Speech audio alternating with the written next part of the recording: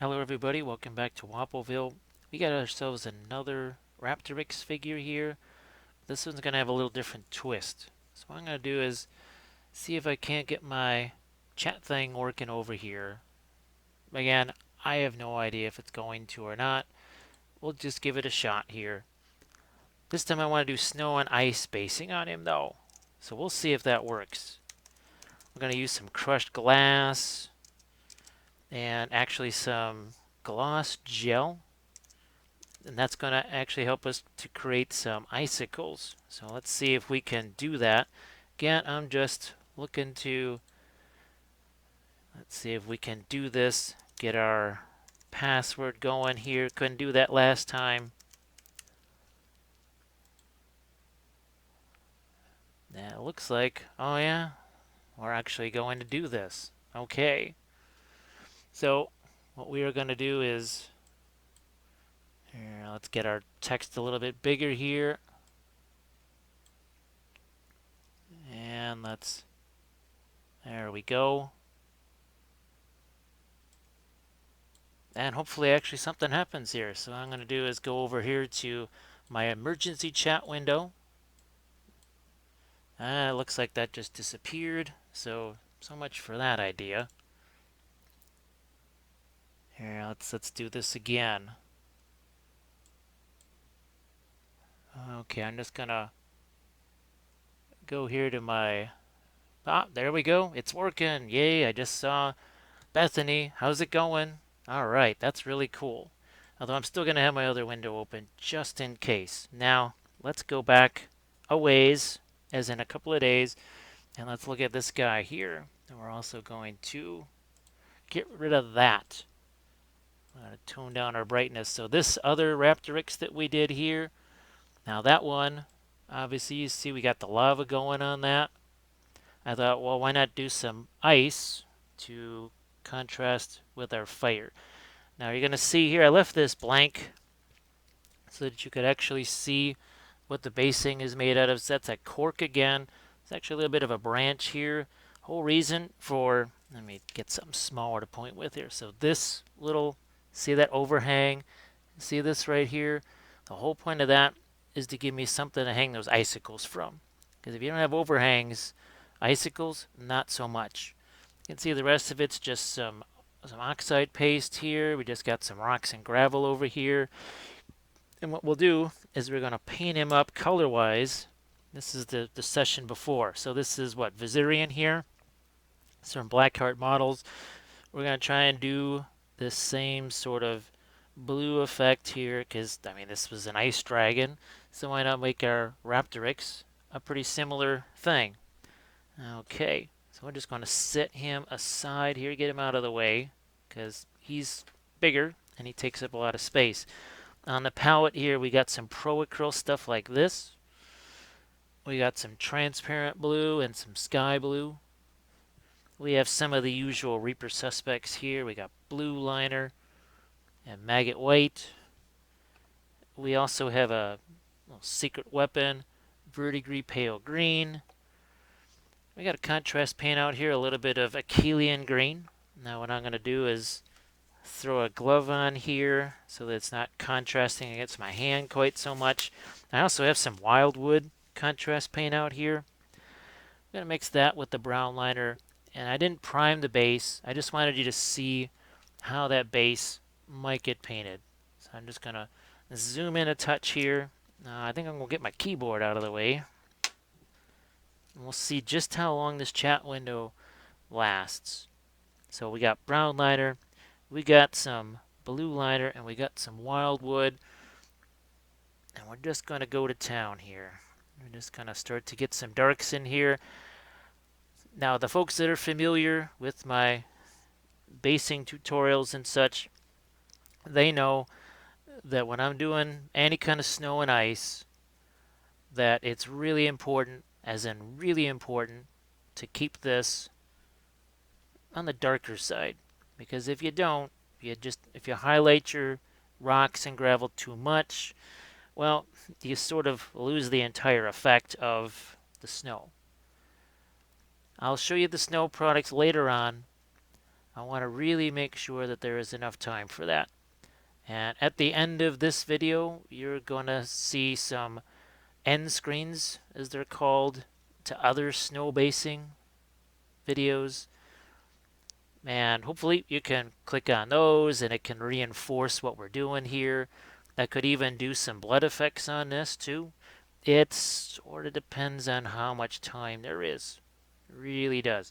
So again, we're using a little bit of the contrast wildwood, a little bit of blue liner now, and the idea is just get this dark. That's all we're looking to do. The little tree here, that's actually some dried foliage just from a craft store. That's all it is. Nothing complicated. Hey, Trevor, how's it going? Yeah, I'm starting a little bit earlier here.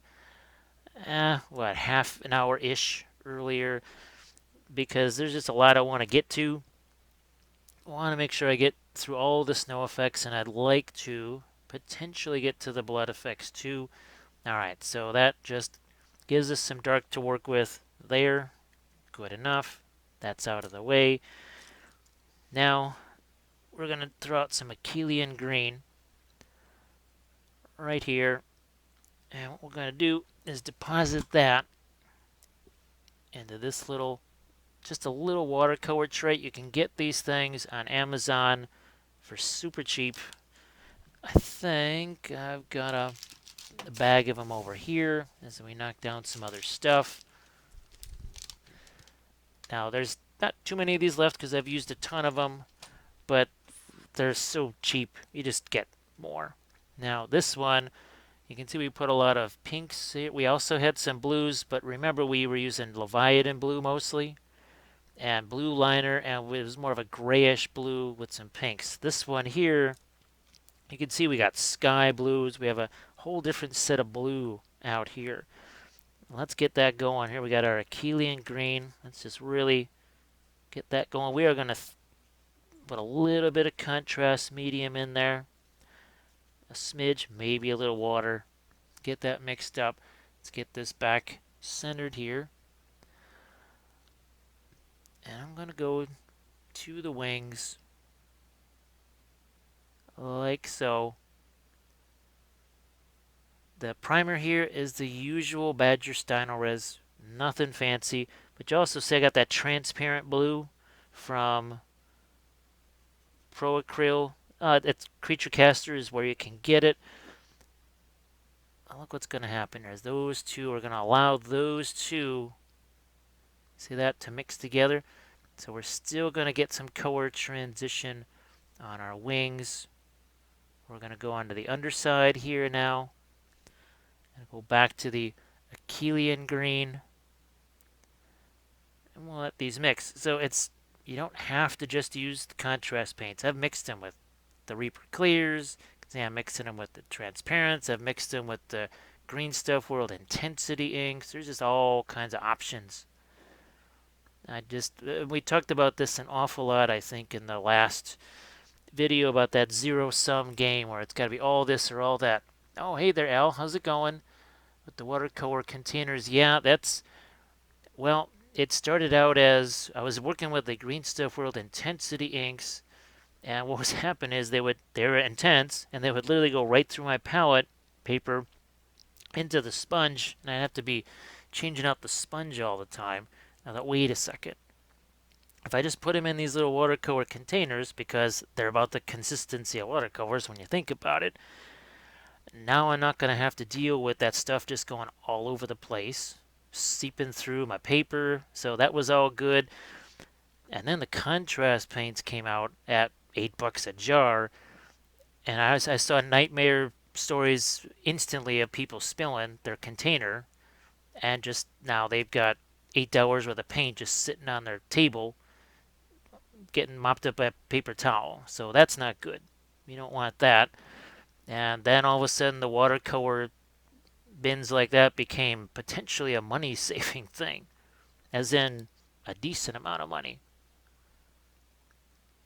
So as you can see, we're letting these two mix together here. They sort of do a similar thing. Now, the Achillean green,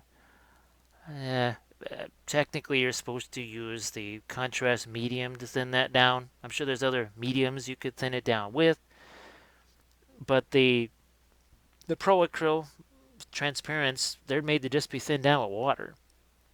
So another plus, because you're talking just less expense, right? Less expense there. Letting this all mix. That all mix real nice.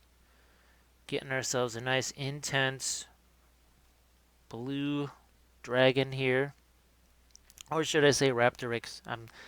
I kept up the images of Viserion there from that episode because, well, why not? We're going to really try and imitate those colors a lot here. Not necessarily 100%,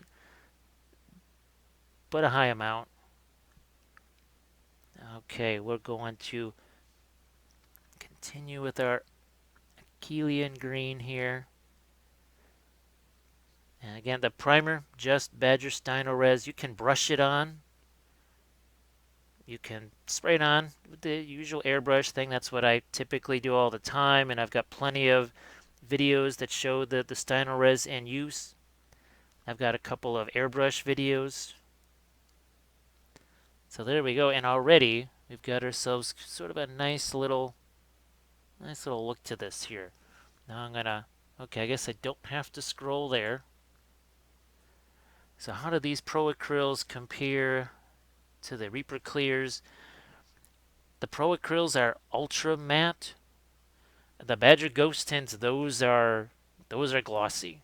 And I got me one here somewhere. Where are you, Ghost Tint? Well, anyway, here we go. There should be my Ghost Tint red somewhere. But that is something I like to use for blood effects.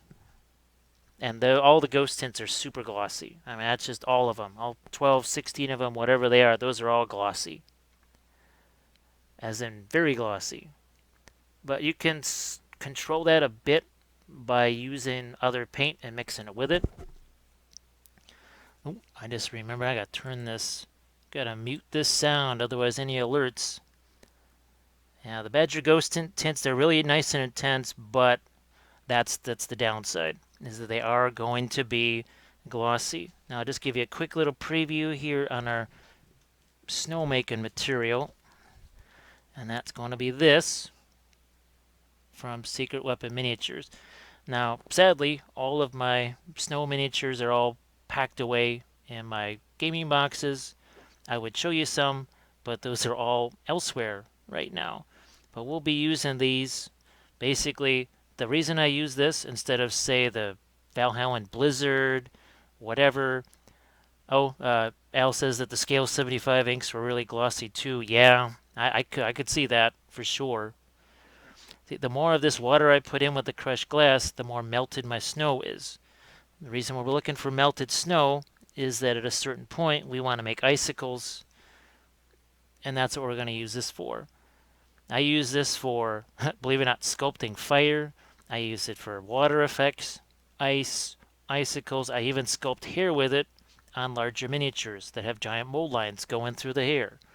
It's a whole lot faster sculpting it that way. And if you're looking for the primer, simple Badger Steino Res here. I just do a little bit of light to dark. What is it, the zenithal that people keep calling it all the time. Now let's look at the difference in color here between our two Raptoryx. So again, we started out this one more Leviathan blue and blue liner. This one here, Achillean green and yield transparent blue. Now the next thing you'll see me work with is going to be something like this. The mint green here and the sky blue. Let's get that on the screen for you to see. And those are already out on the palette. And if you remember, I like to mix those together. The base at this point, I think I can get back in there with some stuff. So we're going to go in here. See, I've got that green from Secret Weapon Miniatures in there. And now the wings are going to be a little bit in the way here. But I'm not going to get a whole lot lighter than that, believe it or not. We're going to get a little more green into this here. And I don't mind some wet into wet happening, because that rock, there's pretty much going to be snow all over it. So why spend a whole bunch of time painting what's not going to be seen?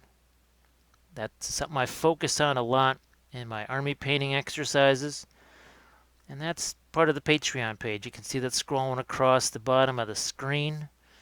And you can actually see the latest. This is the latest series I'm working on. This is my Cypher Lords here. We're just about to the last episode. Each series is about 5 episodes long. You're looking at 12 to 13 hours of running time all total between the episodes. And it starts with basing. So you saw how this thing looked before we had some paint or primer on there. So it shows you how I make the bases. If there's freehand marble on there, you get to see all of that. And then you get to see the messy stage.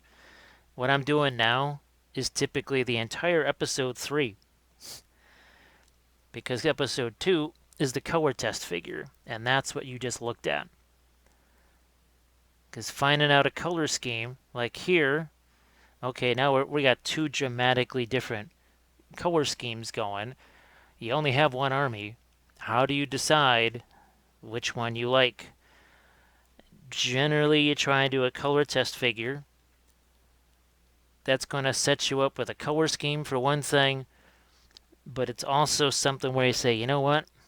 That lava thing, that tacked on an extra hour and a half. And if I've got 24 miniatures to do, that's a lot of hour and a halves. Maybe I should, do something else. I might throw in a little bit of sepia liner here. Here we go. We'll throw in a little touch of this. And just throw it right over there. All I want to do is get a little bit of warmth in this base. Just a touch. See, it's a little lighter. But it's also down here in the section where there's supposed to be some dirt, which mostly will be covered by snow, which is why we're not really going to get too crazy about it.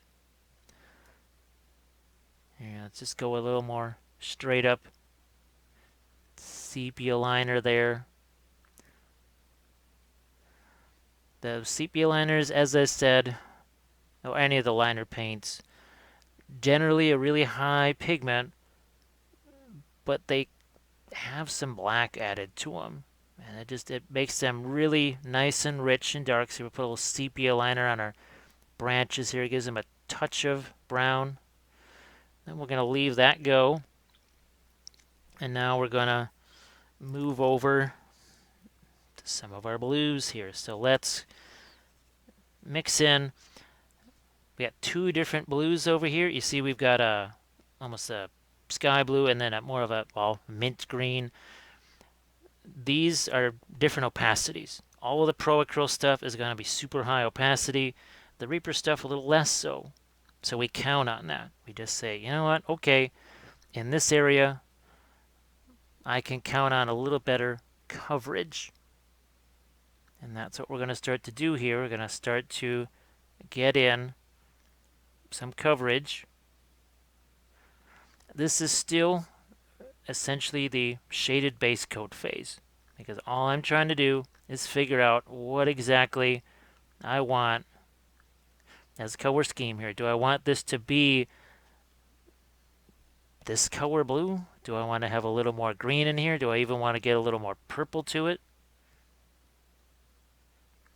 But I try to decide that in the early stages. Now let's switch this around. We're going to take some of the mint green. That's going to go into the Achillean green. And now we have a different color. It's going to be more translucent because, well, remember, we're mixing the contrast paint with it. So it is not going to be, it's not going to cover the way straight up paint would. And I'm counting on that. That's what I'm hoping to have, is a little less coverage.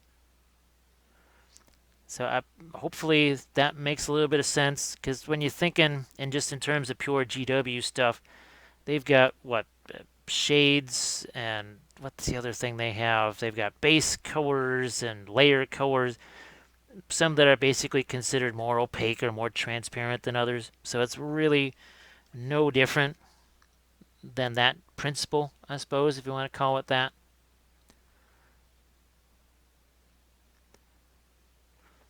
And as I said, I don't know. I don't think I want him to be white or albino, but I do want him to be a bit icy, which means in some areas he could get pretty light.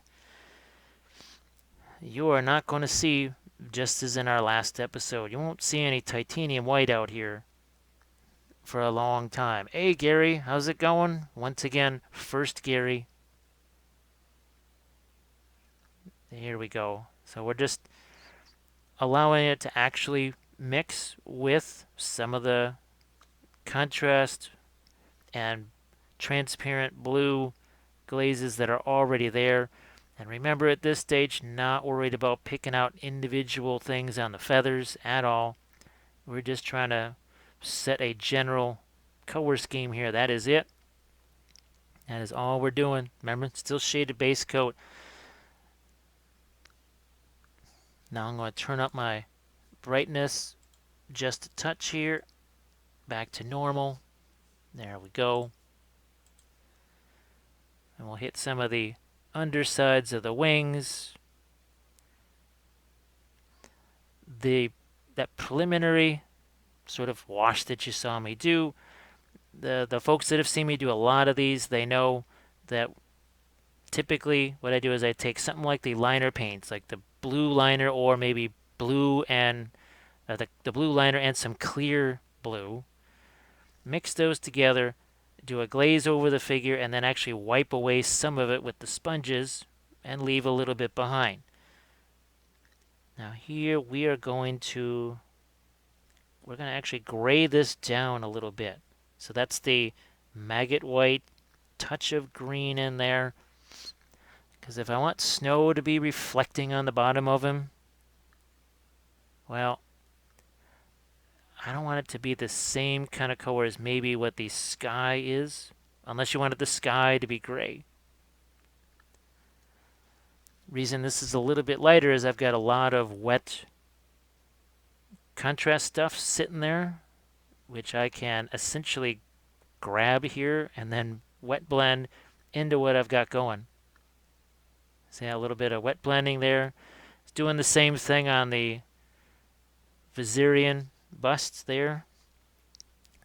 So I can just put a link to him. There might not be, there's only 2 end screens that I can do, so he might just be a link. And then you can, yeah, I'll just do him as a straight up link that you can click on and see that video and not have to fish around at the end of this looking for an end screen. So we're just taking, again, some of that contrast paint that's sitting there. We're just going to move it around a bit.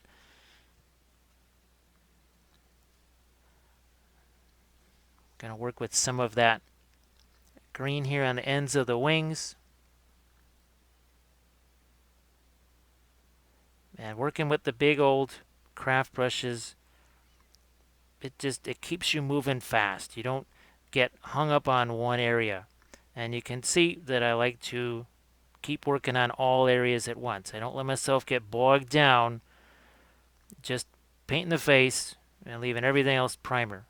First thing we do, get rid of that primer.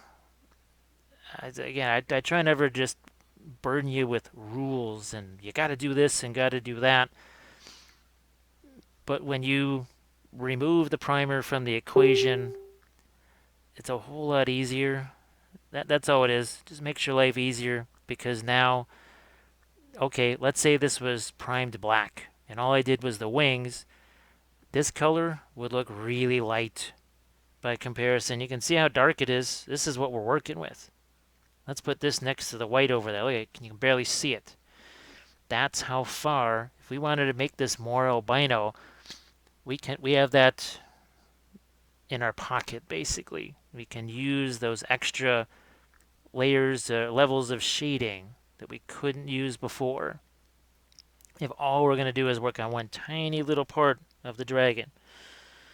Now I'm going to go back into some of this lighter blue, but again, the consequence is it is more opaque. It's going to cover more. So I'm bringing in some of the transparent to tone that down.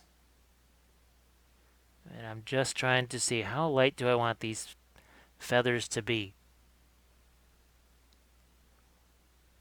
I'm going to go onto his back here. So I'm thinking maybe the lower part gets to be a little bit more, say, greenish. And on his back, that's going to be more of a reddish blue, for lack of a better term. Let's get some more into this tail now. Like as any kind of things like weathering effects or even lighting effects, I always refer to as a chess match. You have got to be thinking ahead, moves ahead.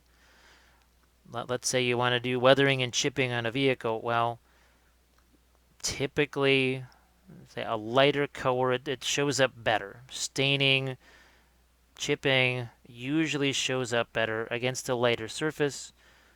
And if you're doing, say, the typical 3-color camo or whatever, well, maybe you try to arrange it so that your lighter parts of your camo just happen to be in the parts where you want the most chipping or dark rust streaks. It doesn't have to be that way, but just like in chess, thinking moves ahead can be very helpful. I also don't want to lose out on all of my darker tones here. And it is possible too that maybe I do the snow effects before some of the final lights and darks on the skin, because it's just like the primer there. If I don't have a handle on how light that base is going to be, because right now the base is dark, so everything that I put on here looks light. And if I was to put the crushed glass snow on here right now, he would look really, really dark. Really dark. We keep working with our big old craft brushes here. They keep it from getting locked in, like I said, on just one little tiny area. Now let's go a touch lighter here. Let this fill up our screen.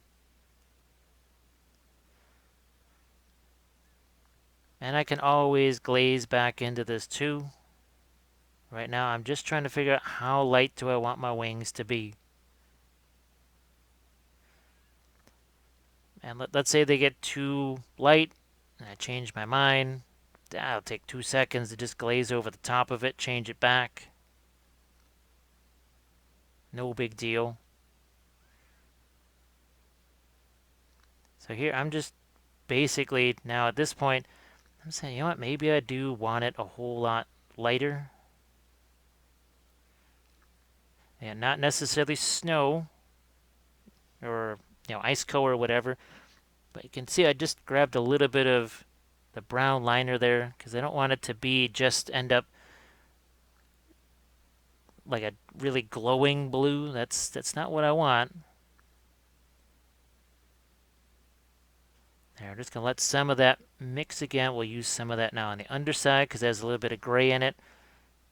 You can see he has a little, almost a two-tone thing that starts to work there.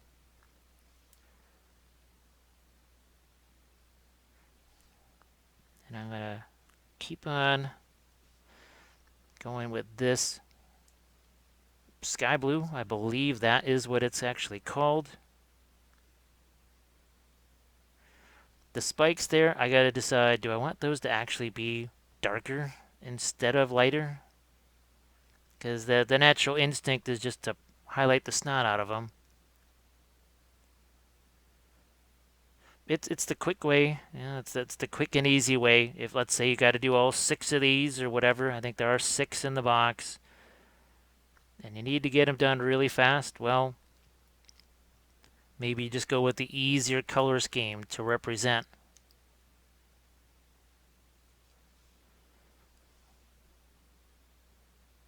And eventually I will get to the smaller brushes. If you've seen, oh, hey, Tyler, how's it going?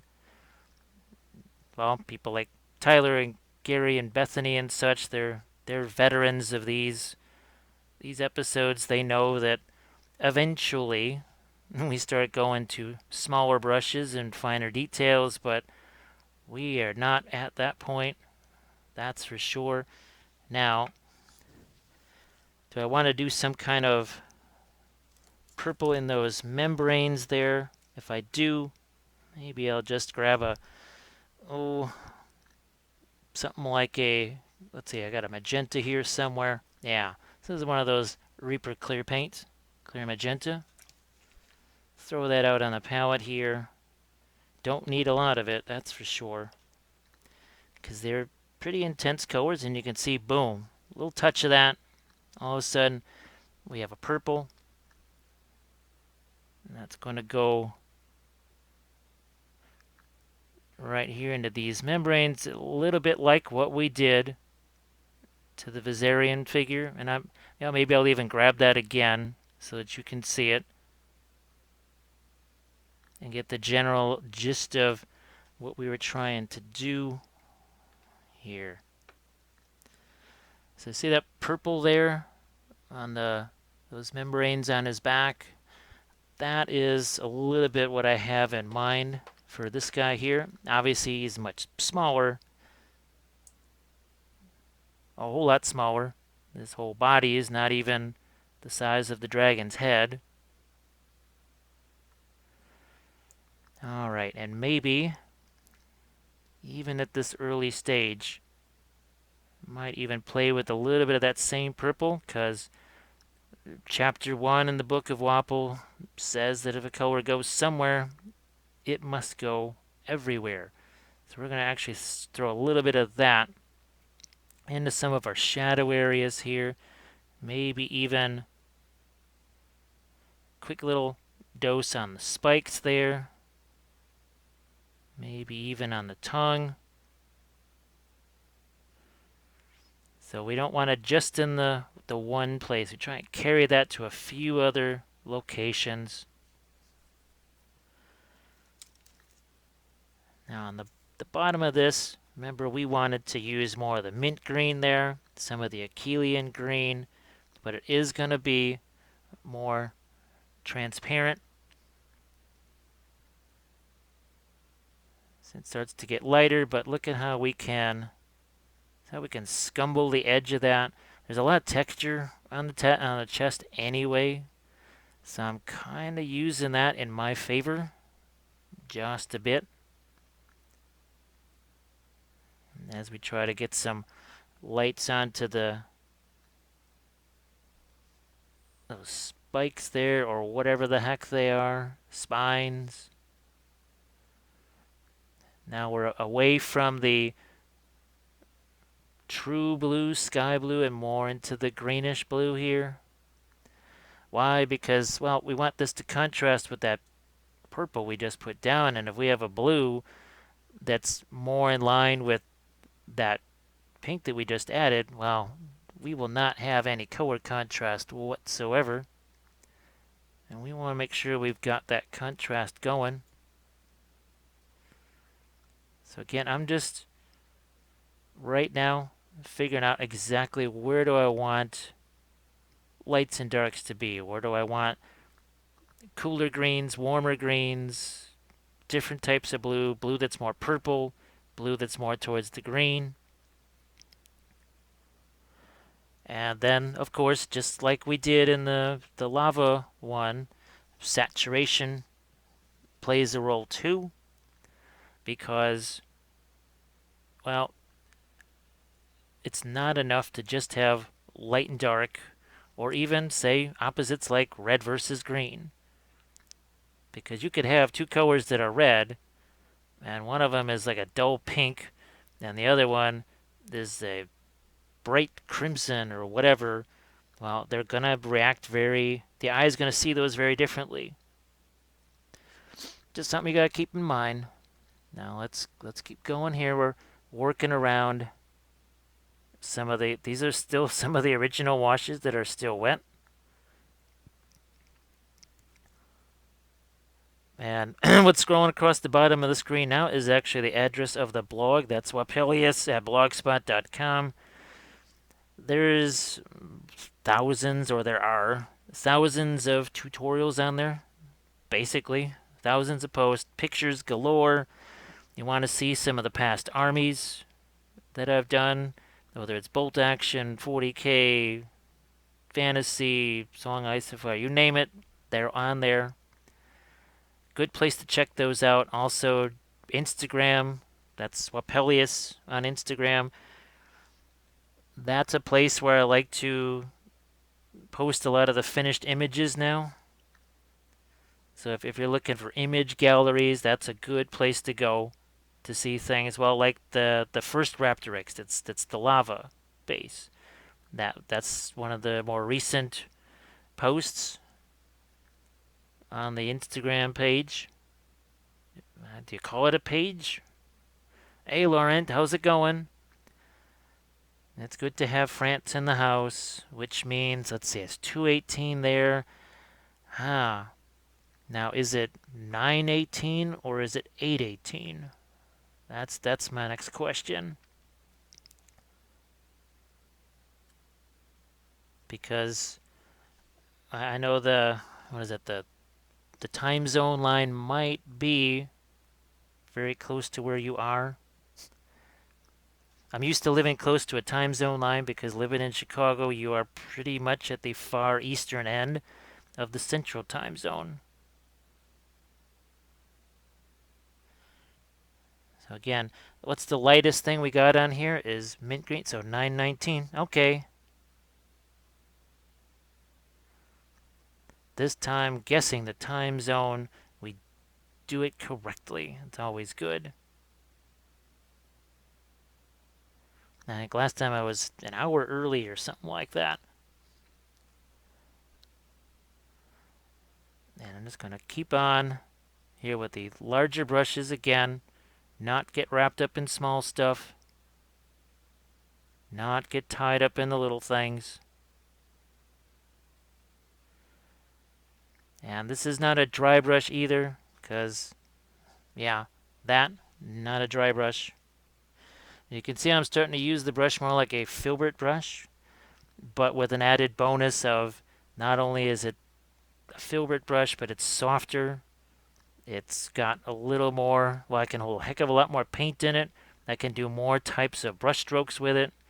To me, it's all win all around. But I think people get the idea maybe that it is a dry brush when it is most definitely not. So here we're just going to take advantage of some of the stuff that's drying there. We're going to hit the underside of this again.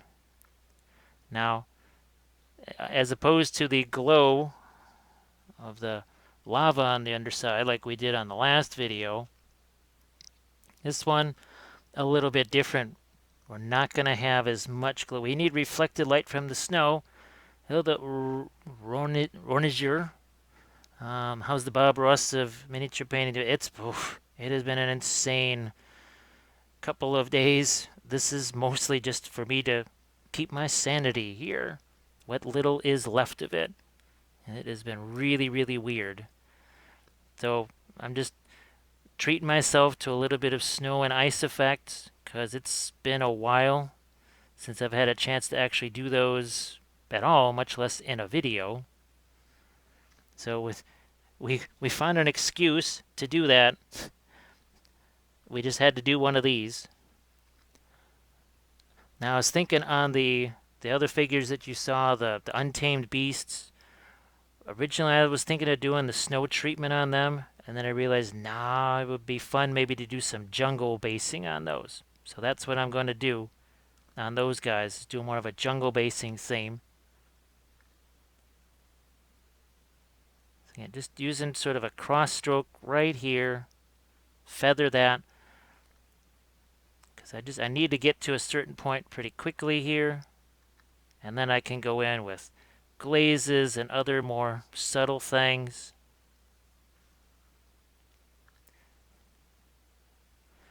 You'll see me spend a whole lot less time on the underside of the wings, just because, well, there's no need to get involved with all that object source lighting this time around, which means it gives me a little extra time to play with snow and ice. At least that's the plan.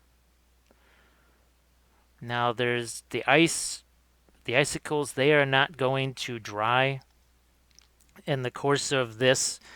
You'll have to kind of check out the Instagram account probably sometime tomorrow evening to see the finished pictures of that. Heck, I could even put a link in the video too. Well, we're going crazy with links all of a sudden. Now let's make sure that doesn't get too light too fast. But again, we're sort of in that filbert mode again. Looks like you're having entirely too much fun. Well, I hope it does look like fun, because then it maybe makes it just a little less scary for folks. Because I've seen so many people that just, well, he actually has 4 eyes. I just noticed that now. And boy, when we get to the snow and ice effects and stuff, that's where the fun really starts to kick in to high gear. This is just sort of the appetizer of the fun. Now let's go back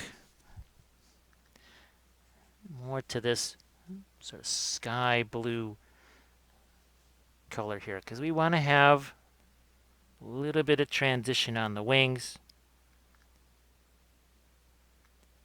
Sort of like the one that had the lava.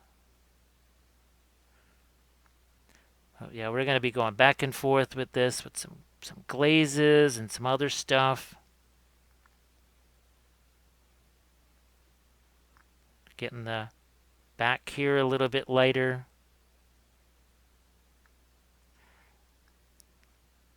And sometimes on camera, the lightest color doesn't necessarily show up quite as much. Yeah, it just sort of looks like, well, we kind of put a light color on top of a light color, and you don't really see a difference. Obviously, in the pictures afterwards, it really shows up.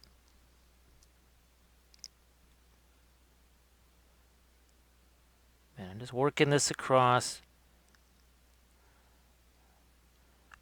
There'll be a little less difference in the blues, or obvious difference in the blues, once the stuff does get to a certain level of lightness. But, I mean, that's okay. That's alright. The eyes, those have to be super, super intense. Definitely want those. Let's just grab a quick little liner brush and just drop something in there for the eyes. Where are we at? Here we go. Let's grab one of these.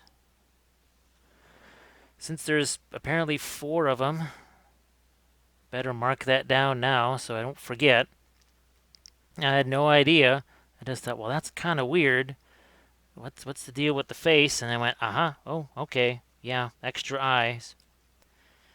Which means I am going to grab a touch of the purple here. Throw that into the recesses just to make it a little more interesting again.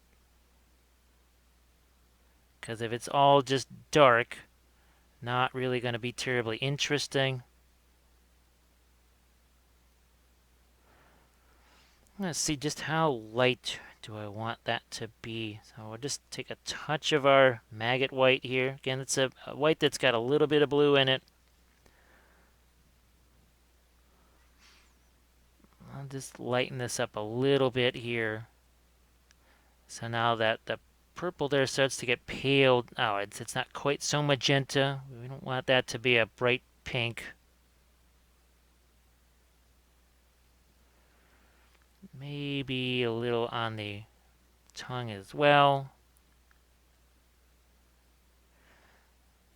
As always, working the entire figure simultaneously, not just playing around with only one part of it. Oh, thanks a lot.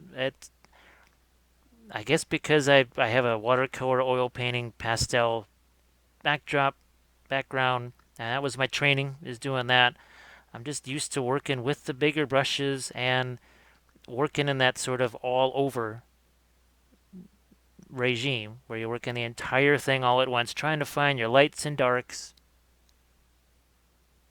right away. Because when we were in art school, a lot of people found this out to their pain, is that if you got yourself wrapped up into one little part of the painting, you were admonished in front of the whole class. Everybody knew that somebody hadn't got the memo. Now that you were supposed to be working on that whole thing at once, not getting yourself trapped and locked into one little area. Oh, hey, first, last, how's it going? Yeah, this is. I actually have another creature caster, big old demon. And later on, if I can get to him, I'll try and bring him in here. He's got a whole bunch of these blues. I sort of halted the process of working on him when I knew the transparents were coming and some of the new creature caster blues, some of the darker ones and such. So I sort of halted his progress. Now let's get a little bit lighter here. Just added a touch of the maggot white, and even that little bit of maggot white already makes a big difference here. Like I said, we can go back in with some other glazes afterwards, but for right now, we're just trying to make him, at this point, as light as possible, at least from the top. And see, now we can grab some of that and start to use it here into the feathers. I think the feathers really are going to be pretty light, especially on the top.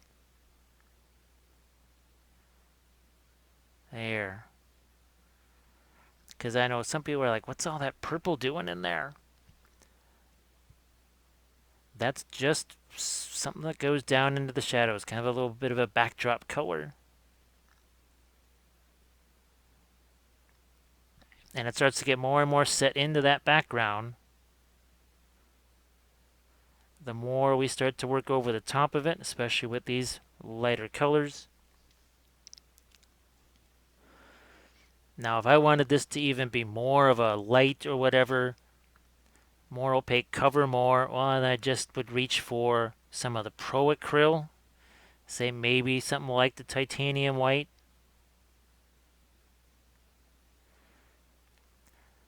And we just keep working fast. The thing about this method, very zinchy. Well, you know me. I love my zinch. Although it's interesting because the Cipher Lords, well, there's no... Well, I kind of did that intentionally. I didn't go with any... Well, there's a little bit of teal there in the tassel and stuff. But yeah, I try to go and away from my zinchy blue that I always kind of trend towards. It's always good to break trends and tendencies sometimes. You just don't want to break tendons. Well, depending on which tendons you're breaking, you may not get a whole lot of painting done.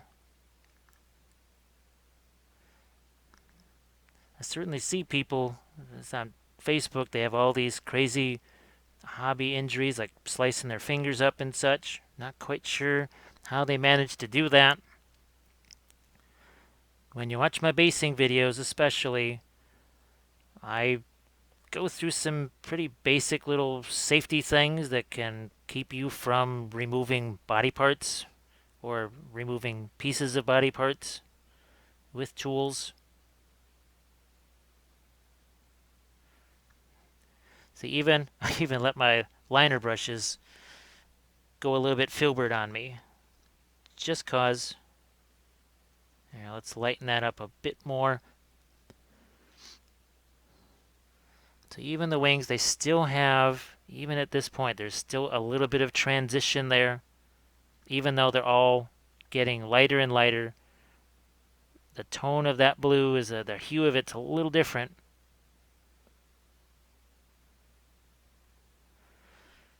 And I can either sort of pull out details in the feathers. I can do it a couple of ways. I can do it through more lights, or I can actually go back in and do some little dark details there.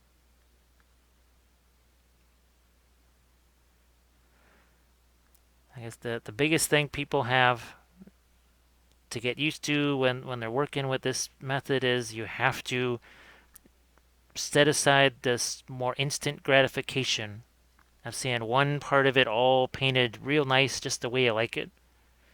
That doesn't kind of happen with this method here.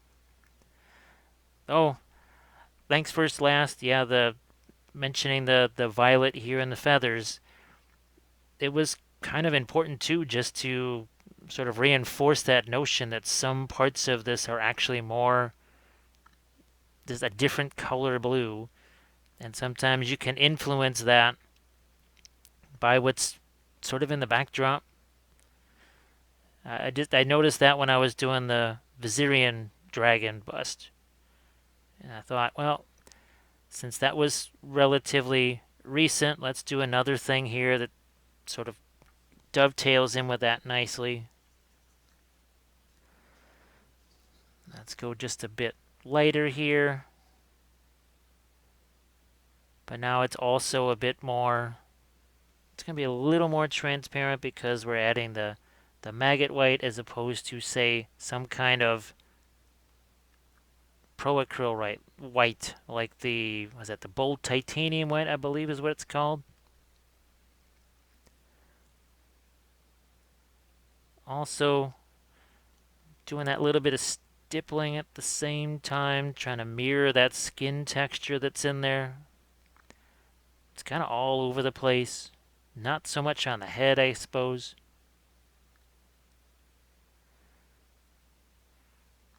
And I'm just going to get myself some lights on the face here. I know sometimes it gets a little hard to see the angle that I'm holding it at.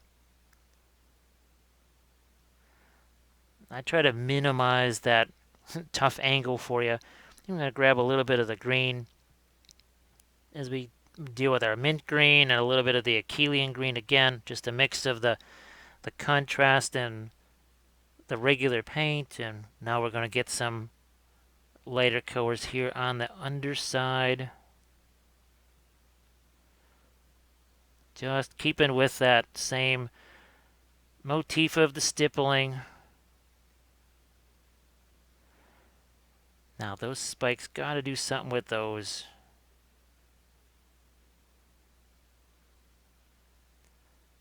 And again, these are some that I can maybe glaze over again if I want to give them a little bit of a different tint. But for now, focusing mostly on that Achillean green and mint green mixed together.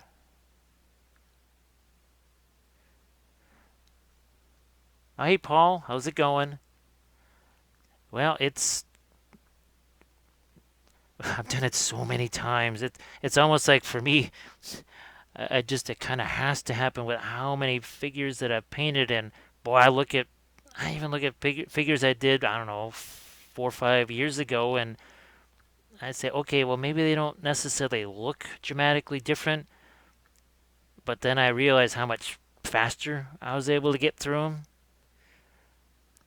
Almost like I was doing them the hard way, and then over the course of just practice, practice, practice, maybe they look kind of the same, but they sure took less time to paint and were just easier overall to deal with.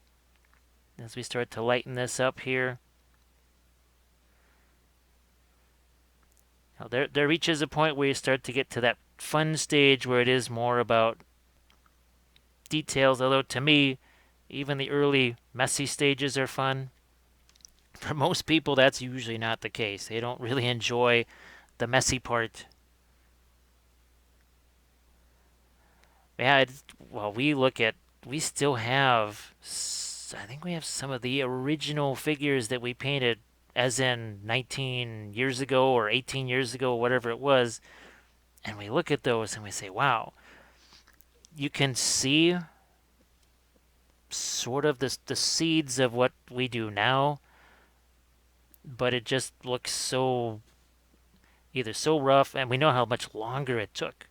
And there's figures like little goblin figures that took me days to paint, many hours, and something like that. It could look a million times better today, and I could do it in a half an hour. And back in the day, it did take us quite literally a week to paint something like this. Oh my gosh, it would have taken 8 days, 9 days, something like that to paint, just slaving away at it. Heck, just painting one feather would have taken hours probably back in the day. Now, part of it was something finally clicked off in the brain, and I started to use more of a watercolor approach to it. And when that happened, that opened up a lot of new opportunities. Certainly sped up the process. No doubt about that. And I don't want to get this to nothing but a light color. I'm still trying to have a little bit of light to dark transition on those parts of the little head crest here. I keep wanting to refer to it as a head crest just because of doing those cipher lords. Now let's go back to that, revisit this blue over here.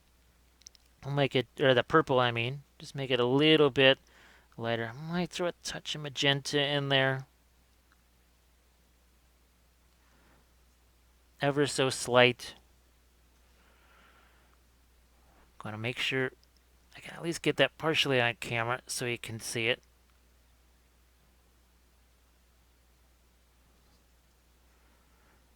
Wings.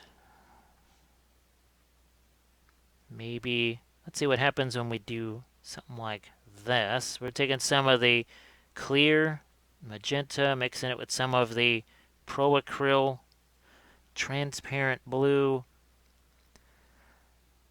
with the idea that we might do a bit of glazola here. A little bit of glazing, a little bit of removing. Gonna thin it down more with just a touch of water, and it's time for a little more glaze-a-palooza there.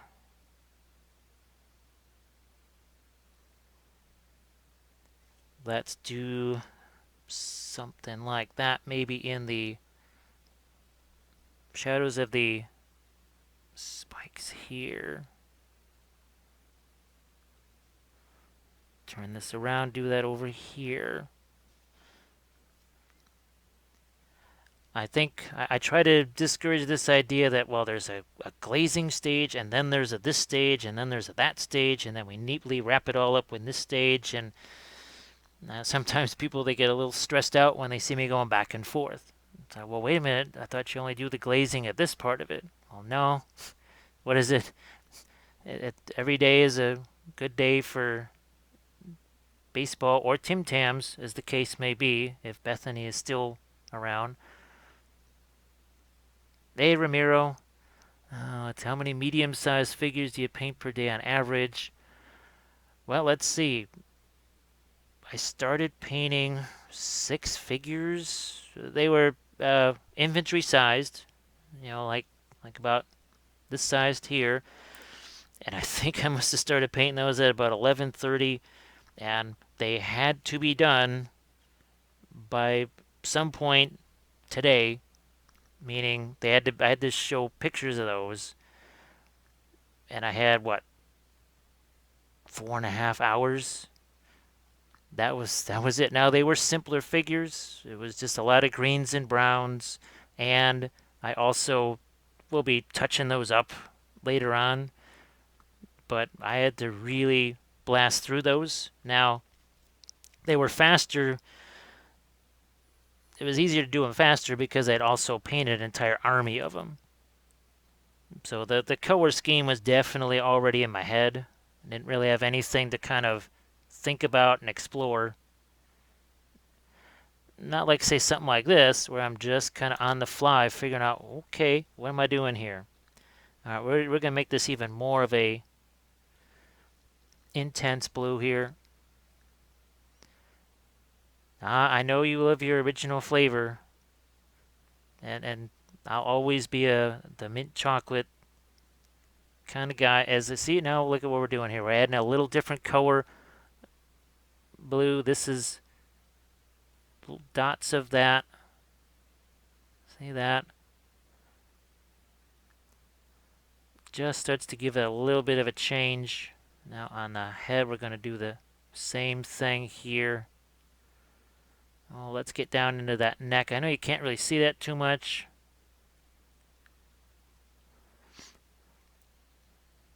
So, Ramiro, what's the next thing or big project that you have to tackle? Something that you've really been wanting to just get that thing painted, see what it looks like when it's done. Because this is kind of your normal in-flight entertainment here, as we're doing crazy, wacky stuff.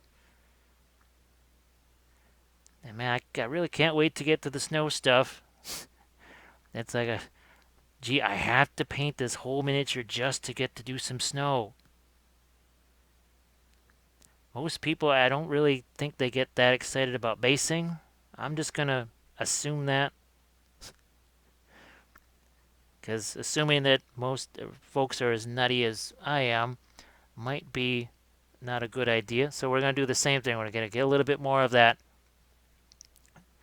more intense sky blue here underneath the wing, doing a little bit of that dot matrix there. Geez, I feel like I got a rapidograph pen here doing that black and white stippling for shading. Yeah, well, I'm trying to think there. That is actually, I've painted stuff faster than that.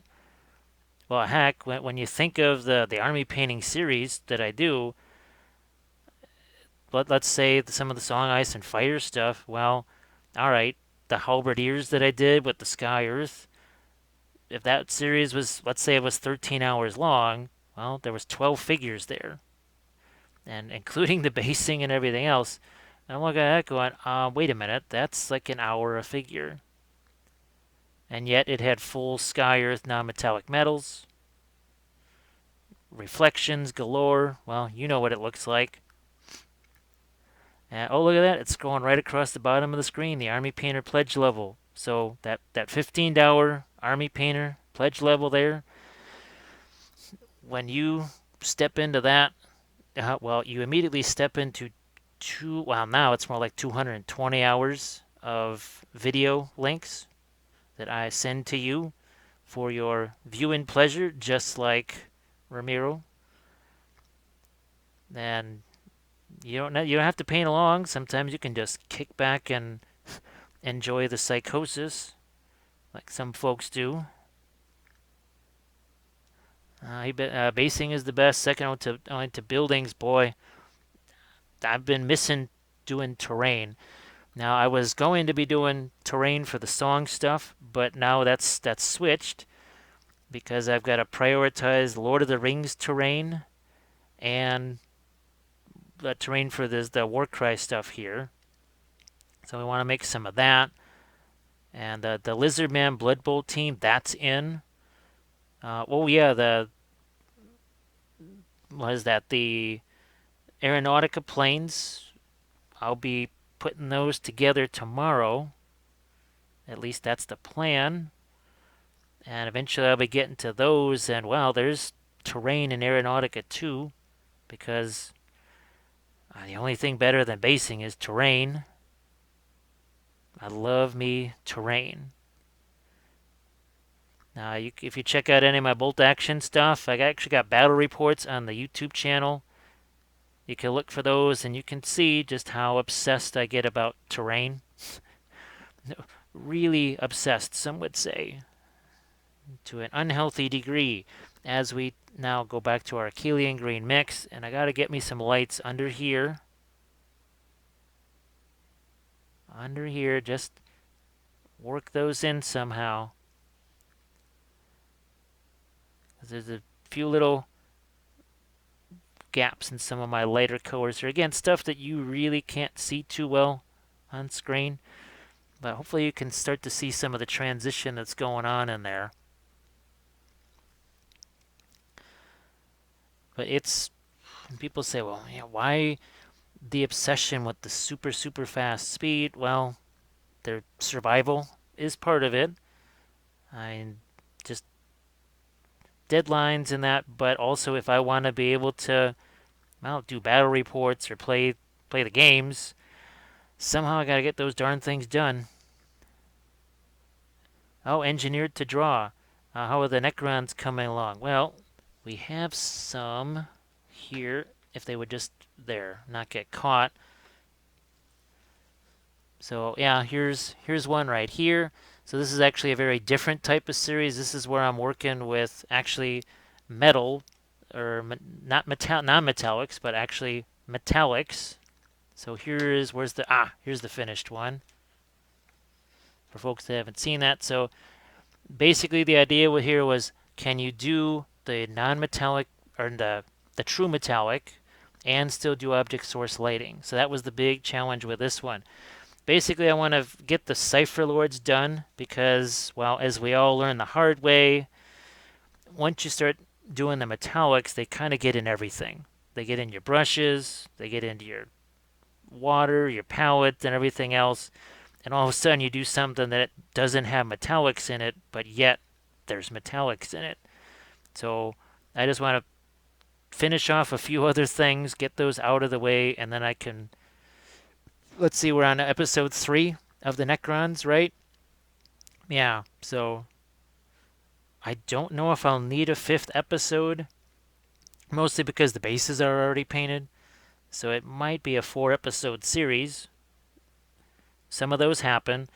Oh, and the other thing too is that, especially if you look at some of the other painting videos that I do, you'll see that I use oils.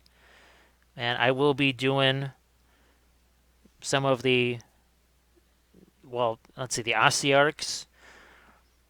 I want to do some of those in oils. I've got, oh, what the heck are they used to be vampire counts, not night haunts. Maybe they are night haunts. Yeah, it might just be night haunts. Well, I've got some of them, and those will be trying to show you how to do skeletal figures using oils. And now we have a little more delicacy in this, and we still haven't really gotten to the smaller brushes per se.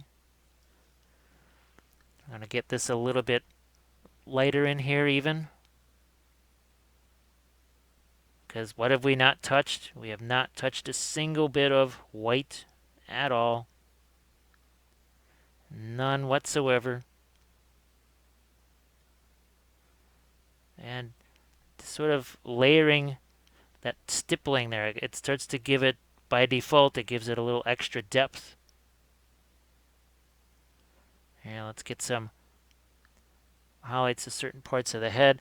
Not quite sure just how light we want the tongue to be. Legion of the Gash, Night Haunts, and Flesh Eater Court. Thanks. It only just arrived the other day and I already forgot. How the heck does that happen? So yeah, I've got the Gash figure, got the cavalry. Oh, that's gonna be so much fun. It's gonna be a little bit like my Morgul Knights, because Lord of the Rings, that's the other stuff I do with my army painting series. I've already done a Rohan series, an Easterling series, Army of the Dead. About to start working on some Harad, because I wanted to try some desert basing. I want to see if I can't have the cavalry actually kicking up sand behind them or whatever. Now let's go back to more of this purple here, and like we did on the wings, let's do that here on these spikes. See what that does? See how it kills that dark color that's sitting there? That's a little too dark. We don't want that harsh of an edge, and we're going to do the same thing on the other side. Same thing over here, like you do. And then you can see we're doing see how we draw it out with a little bit of stippling of the dots there? Heck, I might even do one of these in a jungle. Actually, I do, because I want to have them sort of either splashing in the water or jumping off of a tree branch. I think that's what it was going to be. Yeah, he was actually jumping off of a tree branch. Because, well, hey, that would be fun. Starting to follow along with that series, also along with the Easterling Rohan. Yeah, let's see, I think Easterling, that was probably the first Lord of the Rings series I did for the Patreon thing, and I think Rohan is the most recent one, and that was really cool for me because I've never had a Rohan army. It was cool for the Easterlings because I got my Easterling army back, but the Rohan thing, I had never had a Rohan army before, so that was kind of fun doing that. I'll be doing another series with the Cav, of course, because, well, Riders of Rohan and all that. But that's something I wanted to show. How do you add to an existing army and match colors, basing, sort of lessons within lessons, I guess. Now, see, we're starting to go lighter. That's pretty much straight up mint green right there. And look, we're still doing the stippling thing. But that starts to give that a little extra shape, a little extra depth there. And now it doesn't look quite so stark because we've got that lighter purple there. Let's do the same thing over here on this underside. Boy, that color that looked so dark just a few minutes ago. This is what I mean about that context stuff. Oh yeah, let's see. Oh well, let's see. I hit the sack. So I'll catch you later there. You take care. Well, I'm sure I'll be catching you again real soon. Well, and of course, eventually ReaperCon rolls around again, and we can knock over trees together. Cause yeah, that's what we do, all right. Now that's a whole nother secret story. The dreaded tree. The ent that tried to kill us. That's what it was. I'm actually gonna take my sky blue here and we'll mix some of that maggot white in there. Let's go back to the top side here, or the dorsal. And once again, I'm going to try and do some of that little bit of stippling here. Now this is, like I said, more of a liner brush. And I'll show you a few different brushes here real quick. So we have ourselves a couple of different brushes. Let's look at this. So these are all Cotmans right here. They're from Winsor Newton. But you see we got 3 different sizes here. So this, a classic liner brush right here. It's not so much just about drawing lines, it's about having a little more pigment in there, and you can do a longer stroke with it. We got something that's a little bit in between. Then you got your spotter, and of course the spotter, I'll say a lot of people go directly to the spotter brushes, and then they find out that it's a little bit difficult. Because here, you notice I don't have to keep going back to the palette all the time to get more paint. I mean, I'll change my color, but because it's got so much paint in there, Well, I don't have to keep going back to the palette all the time. You wouldn't believe how much time that saves over time. Now we're just putting a little bit of lighter right here. Look at that. Because at first I was thinking this was more of that smooth sort of lizard type texture, and then I realized no, it's a texture. There's all kinds of little dots and everything, so let's get those in as many places as we can, like you do. Because when we add our crushed glass over here, and we do the snow stuff, that's really going to change very radically how this is going to be perceived. All these colors that we're putting on here. But I am going to do, actually, see this, the pale green verdigris here? We're going to work in some of that. I'm going to work in some of that, maybe even down here. Again, on the underside. See how it's not just lighter, but once again, a slightly different color, slightly different tone. Because this is going to be real close to where the snow is. So let's get ourselves a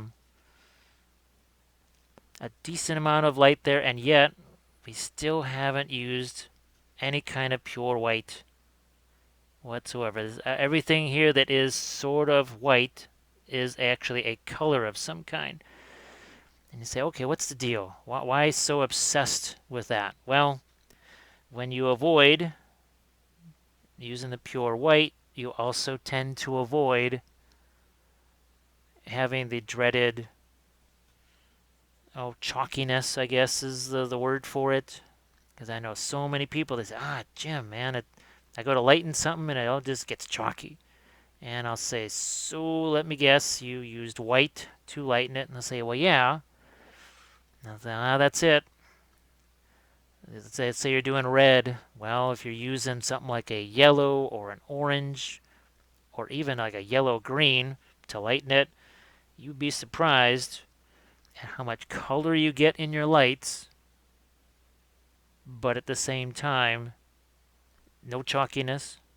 See, we're starting to do the dots thing along here. It's almost what I do sometimes on blades that maybe have been dinged up or whatever. Now, I'm going to try something here. This is with the Achillean grain. It's kind of watered down. I'm going to hit these spikes here on his back. We've essentially left those virtually untouched for a while. It's time to touch those.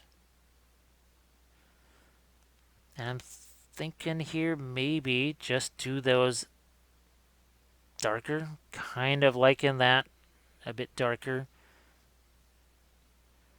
Let's get the other side here. Yeah, and this is one of the original glaze colors that we used. Here, let's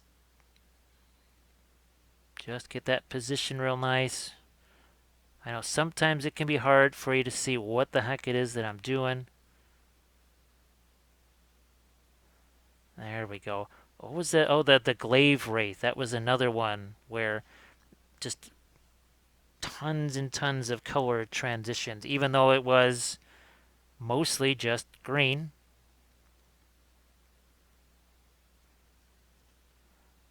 And I'm going to get some of this into some of these shadow areas. You see, I'm almost now working opposite. On the top part, I've been doing a lot of the magenta / violet stuff as a kind of little recess darkening there. But now we're almost starting to do a little bit of the greenishness. Here, let's grab a touch of this again. Let's get into some feathers over here. Let's start to make these a bit on the lighter side. Just trying to get this where you can see it. And at this point now, maybe I can start to develop things like texture in the feathers. Because I just wanted to have my overall colors down first. Also try not to snap off that branch. That's the one tricky thing when you add stuff like those branches and all that. You have to be careful how you're holding your figure because you can just snap those right off, and that's not fun. No fun at all. So what I will do is, let's see if I can grab me one of those little spotters here.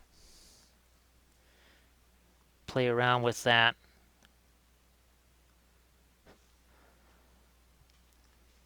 Now, Kate is going to get this where you can see it, and I can work on it, and by virtue of having some of that sky blue in there, it starts to cover. And now I can get in here and start to put some more little details. If they just get too light and I get no sort of contrast at all, well then I go the other way. Just take it the other way and start to add more darks, but we have not yet begun to white. We'll just do that little paraphrase there. Well, like I said, I'm gonna, let's see what time. It's 3:03 here. How long have we been working on this? An hour and 15 minutes ish, something like that. And there's always time that's taken for explaining materials and what it is we're going to try and do. Now I'm going to go in with, now that I've got, yeah, I like the spikes being a little bit darker there. As we start to add in some of the lighter blue along the spine here. Oh, let's see. Got me some that lighter magenta. I will just in a few spots here just gently throw in something that's not quite all just ice blue. Because if there's just, that can be too much of a good thing, sort of, kinda. Here, let's get a little bit of that pink, even into some of those recesses there. Oh, Frankie Goes to Hollywood. Hey there. Yeah, we're about, what, hour 15, hour 20 minutes in. And the idea is to, we did the fire on this one here. So this is from the previous session, we did this guy. But now we're looking for ice. We did the fire, we gotta do ice. Which is why I need to, even though this is sort of a purple here, I gotta keep it cooler. Here, let's warm this up a touch, and gonna do some of the same stippling in there. Some of that same stippling.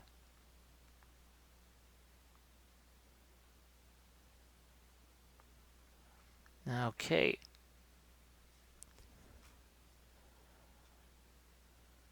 Maybe a little bit lighter on the tongue in a few areas there. Let's move this over to this side. And maybe the light blue eyes don't work on this. Maybe I actually have to go this color on the eyes. I don't know.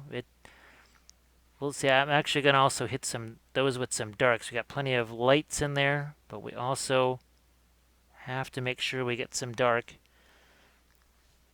But first things first, I am, just so that I have it, this is that bold titanium white that I was telling you about.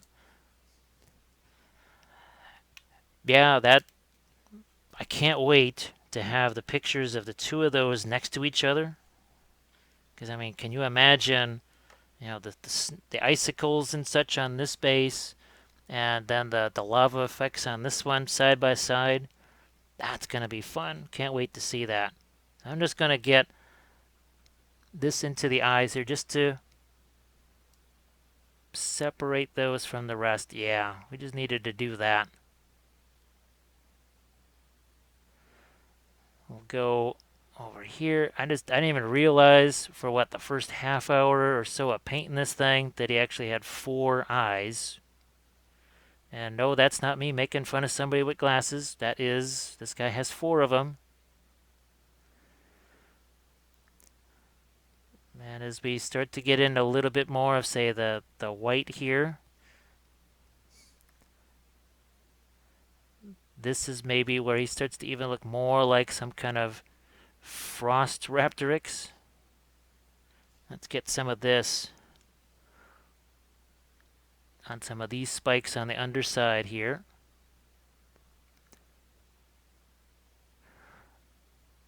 Looks like we're watching the fire dragon. Oh yeah, geez. Well, thanks for reminding me, because now I should do it as an end screen, but I should do that as a link too.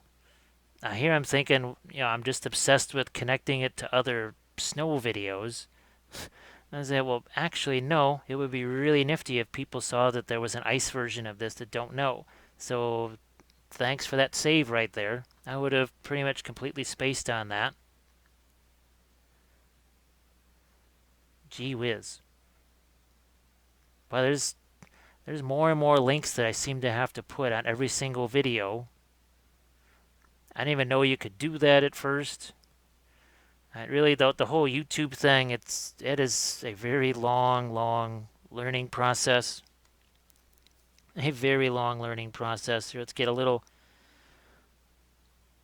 purple into here. Let's hit these spikes on his head. Let's get some dark over the eyes here. That's not the original dark blue there. Okay, that's a little better. Now we got some blue liner with a bit of the... Now that's one thing I have noticed with the transparent paints, is that sometimes those can,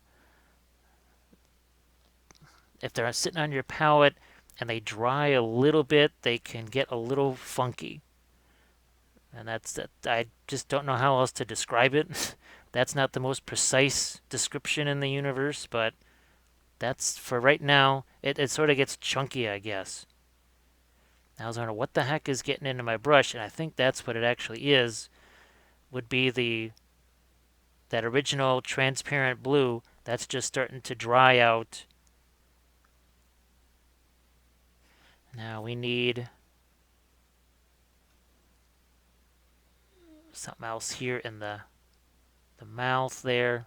Okay, that's good. And maybe even here where you've got these, I don't know if these are the Cypher Lord throwing stars that are stuck into his sides here.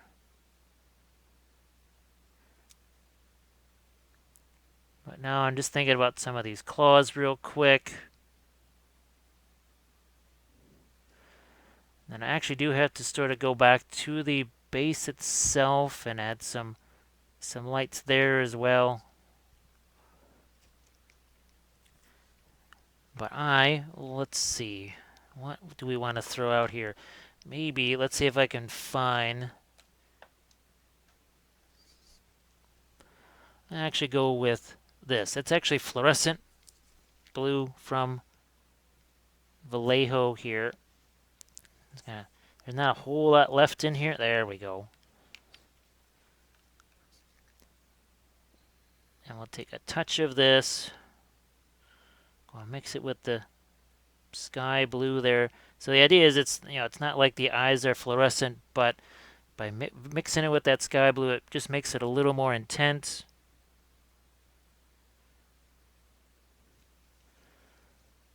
Spin that around.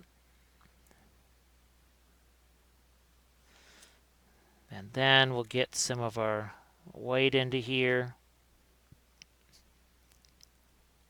to lighten that back up again.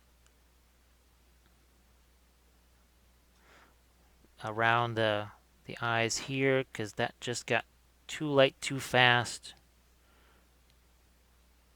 And that's why I keep that white off of the palette for as long as I can. It can be tough to maintain that discipline and just stay away from it. That urge to just do those bright highlights and get to those, sometimes you just have to set that aside.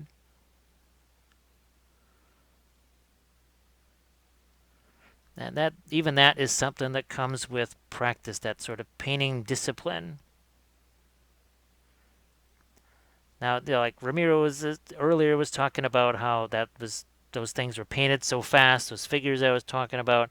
Well, yeah, I need to paint fast to be able to exist and pay mortgages and that sort of thing. But the average person, I mean, how much time do they get to actually sit down and paint every week, much less every day, or usually probably every other day, or every other third day, or something like that?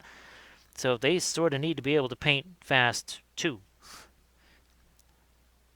Now let's see what happens when we start to introduce. So again, we're using the spotter this time around. Using the spotter. And we're going to start to bring out some of those wing details at long last. There's some people that have probably been waiting since the beginning to finally see those start to get some of these level lights. Because again, this is supposed to be essentially a frost Raptoryx. And we have really avoided, see, look at here, look at how much lighter that can get as we just start to stipple in a few more of these lights along the spine. It really changes the whole thing. What looked light all of a sudden just doesn't look so light anymore. I feel time poor. That's why, what was it we always refer to in the videos? It's the currency of time, which is kind of the most valuable currency there is because we all have a finite amount of that. You can find money in locations, finding time, that is the most evasive thing of all to find. And if you can do figures, busts, armies, whatever, in a little less time, it means you're just going to get more out of your work sessions. There won't be those vast unpainted hordes because nothing really discourages and intimidates like the unpainted horde. Oh, hey, Laurent, how's it going? Again, welcome back. So yeah, we're starting to get into more of the detail stuff because these wings, remember I went back and forth several times, kind of lightened them up, then darkened them down. We lightened up the shadows of all things and knocked down some of the highlights, which again sounds crazy, but there's a method to the madness. Now you can also see just how this pro-acryl bold titanium white covers. I mean, that's why I was saving it for this, because I needed something that was really going to cover intensely, and I knew if I just kept this in my back pocket for long enough, it would be there for me. See what we can here. I just got to turn this a little bit over this way so you can see it. Oh, what does Bethany say? My unpainted horde now fills a warehouse. Literally, yeah, we have, even here, we have shelf after shelf. But then, when you're working on hundreds of figures at the same time, it's bound to go that way. Now, yeah, we compare it again to the, see, we're sort of mimicking what's down here. That's starting to look like that up here. Oh, we'll add some more of these guys into it here. Gee whiz, those highlights looked so bright. And now this just knocks those down completely. It's kind of freaky. That is just wild what that does. All the while, though, I'm doing the stippling stuff here, as you can see. Trying to continue that sort of texture all the way through. And here, let's find ourselves a bit of highlighting along the side here.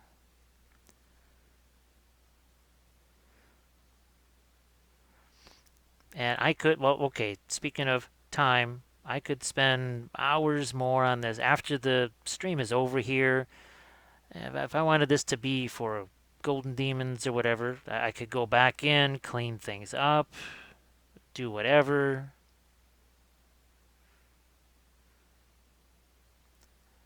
And like this, I could take it off of this. Let's say I don't even get a chance to do the snow effects or whatever. I will be doing them here. But let's say just in theory, I didn't get to do them. Well, I could just take it off of my little dead paint jar here and then go back in after playing the game, put them back on the dead paint jar and start painting some more. As we add a little more of our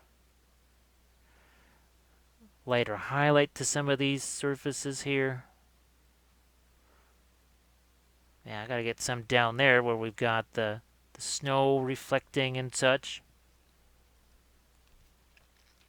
Over here, gonna go back to more of the sky blue. Oh, hey, Dominic, thanks a lot. Much appreciated. Now, just a second ago, I was showing this guy next to the lava Raptoryx that we did in the last session. And we'll, just in a second here, I'll bring that one out again. Why not? And this the difference it makes. You know, you got your fiery glow over here, but we have this more like a snow reflection there. So, and can you only imagine what maybe I don't know, either a brightly colored or a more greenish one might look like on a forest type base? So I think maybe that's what I'll do is something more, say, turquoise, yellow, reds. I don't want to say more like, well, a Zinchi toucan type thing, but yeah, maybe a somewhat more tropical look to it, I guess. Now I'm going to go into my mint green over here. See if I can't find me a few nifty little lights there. Okay, so what I'm going to do, I might actually do is sort of go. I got to be careful though with the snow. I got to paint some of this other stuff before I mess with that. So that's the snakebite leather there. We got just some straps here we got to do. Just do some of these straps here real quick, and we'll mix some of our green in with that. So it does is it'll give us a little bit of a brownish tint to it, but also by highlighting it with that green, it sort of keeps it in line with the rest of our bird there. Let's maybe even hit our branch with some of that. And if parts of the branch break off while you're painting, well, that's good because they would have broken off at some point. Best to break them off sooner rather than later. So once again, gonna use that green to get some lights in here. Like so. Now I gotta figure out what's happening with this little piece of terrain here that he's jumping off of. Maybe even a little more of the green. Like I said, not going to spend a whole bunch of time on that because there's other things, other fish we got to fry.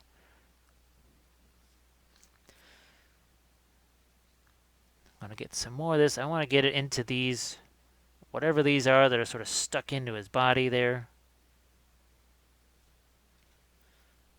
Now this is the other thing that also happens with the little stubby brushes like the spotters.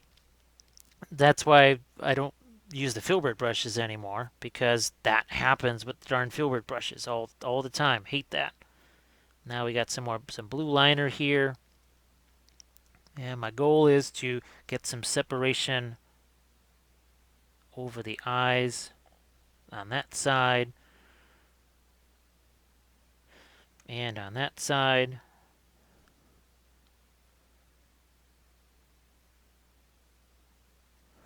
Now I'm going to try and get some lighter colors on the base here, just so we have those.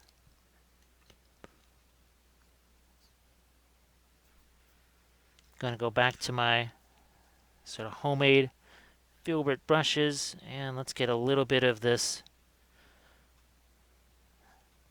sepia and green into our rocks here. Lighten this up a touch more. But now that all that's dried, you can see we can sort of dance over the cork and bring out some of that texture. Some of the texture here. So that's the other thing that well, for those that know me, they know I love my basing. And I've got tons of basing tutorials that are also part of the Patreon page. That's why the #1 episode in every army painting series is always basing.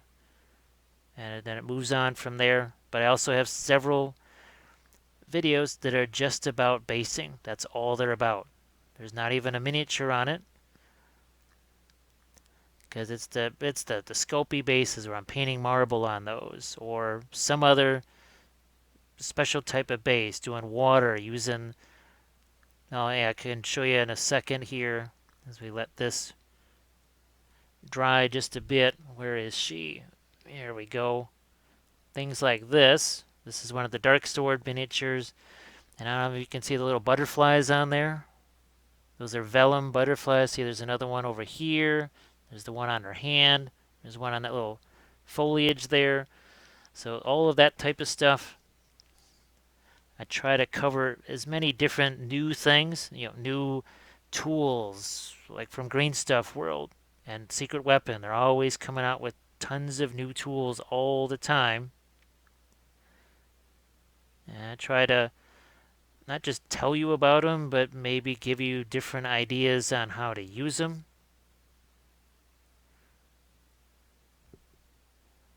All right. That gets that pretty well.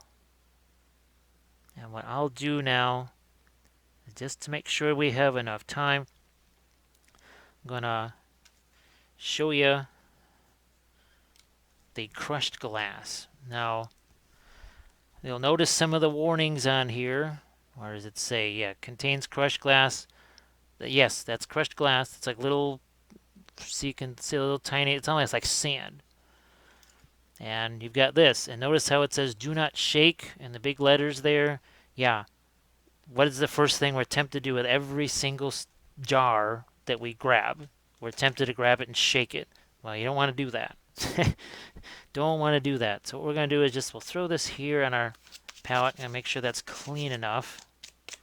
It's just the lid of a butter container. So I'm going to throw this out here. We've got to make sure we have a clean brush for this. And what we're going to do is we're going to put the realistic water on one side of that.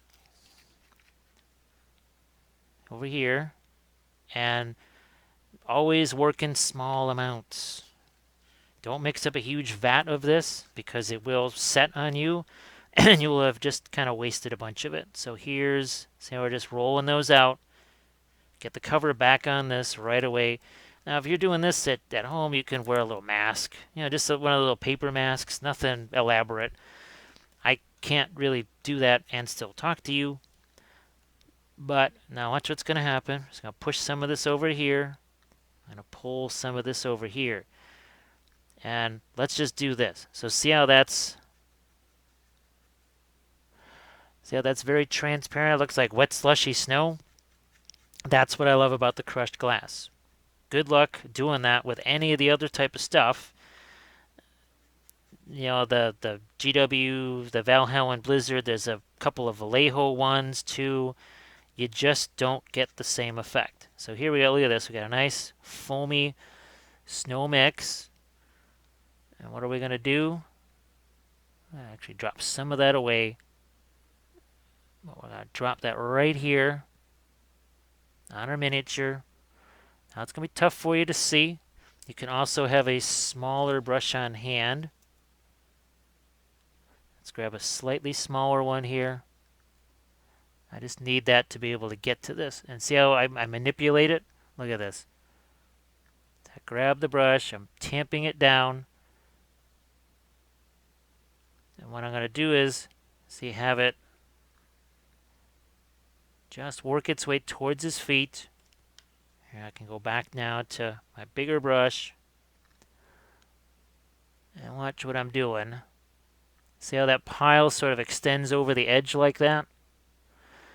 That's where I can basically hang my icicles. If I don't do that, I have nothing to hang the icicles on. So now you see why we didn't spend a whole bunch of time painting this base. Because look what we're doing, we're covering it up with snow. Now again, the more of that water effects you have in there, the slushier your snow is going to be. You can also layer this a bit. Yeah, see how I spread it out, and it is translucent. Yeah, sorry I don't have all of my examples where I've got blood on the snow effects and everything else. It just kind of fudged on that. Those all got put away. Now, the branch. Okay. I think I might use a smaller brush again for that. There we are. See how that starts to collect on my tree branches here? Let's do that some more. This is an acquired skill here. It can be a little frustrating at first when you're not quite used to working with it. You just have to practice with it. Just have to sort of practice with it. Now you could maybe just do some test things on a base, whatever, before you do it on the actual figure you're wanting to do it on. There. I could even take a little bit of my, see, a bit of a slushier mix here. Here, let's grab a little more of the water effects. There. Now it's going to adhere a little bit more. A little more snow. Because we need something if we want to have our ice hanging off of that. We got to have some snow there in the first place. I had pictured lime green and yellows. Yeah, I guess, oh, yeah, okay. That'll be good. That'll definitely be good. Lime green and yellow. It'll be like the, oh gosh, if I can find the cockatrice thing that I painted years ago, many years ago, something like 5-6 years ago. I'll see if I can find that, because that could be an interesting color scheme to sort of replicate. So we're going to move this over into our water, realistic water, not water effects. We're mixing ourselves up some nice snow that we can use here. Get a nice big vat of that, and let's get it down on our base. And let's push this around. You can see the translucency to it. You can see just how transparent that is. See, when we do this, now it just kind of looks like slushy ice there.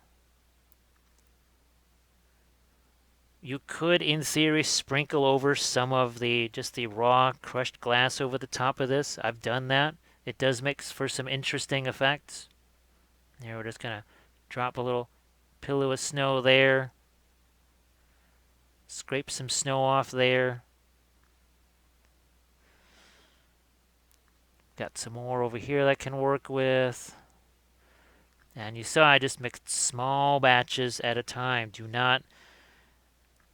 You will be wasting your very precious crushed glass if you just make huge vats of it. Because that was a hard lesson that I found out myself. Boy, that did not make me happy. Also, too, you just throw this thing out when you're done with it, because you just don't want to be messing with the glass. See how that kind of works its way up the side of the hill there? All right, some more. Get that right positioned here. Kind of wander its way down. again to the base. And I think I will go back, if I can, to some areas of the figure and just try and paint that without messing up the snow.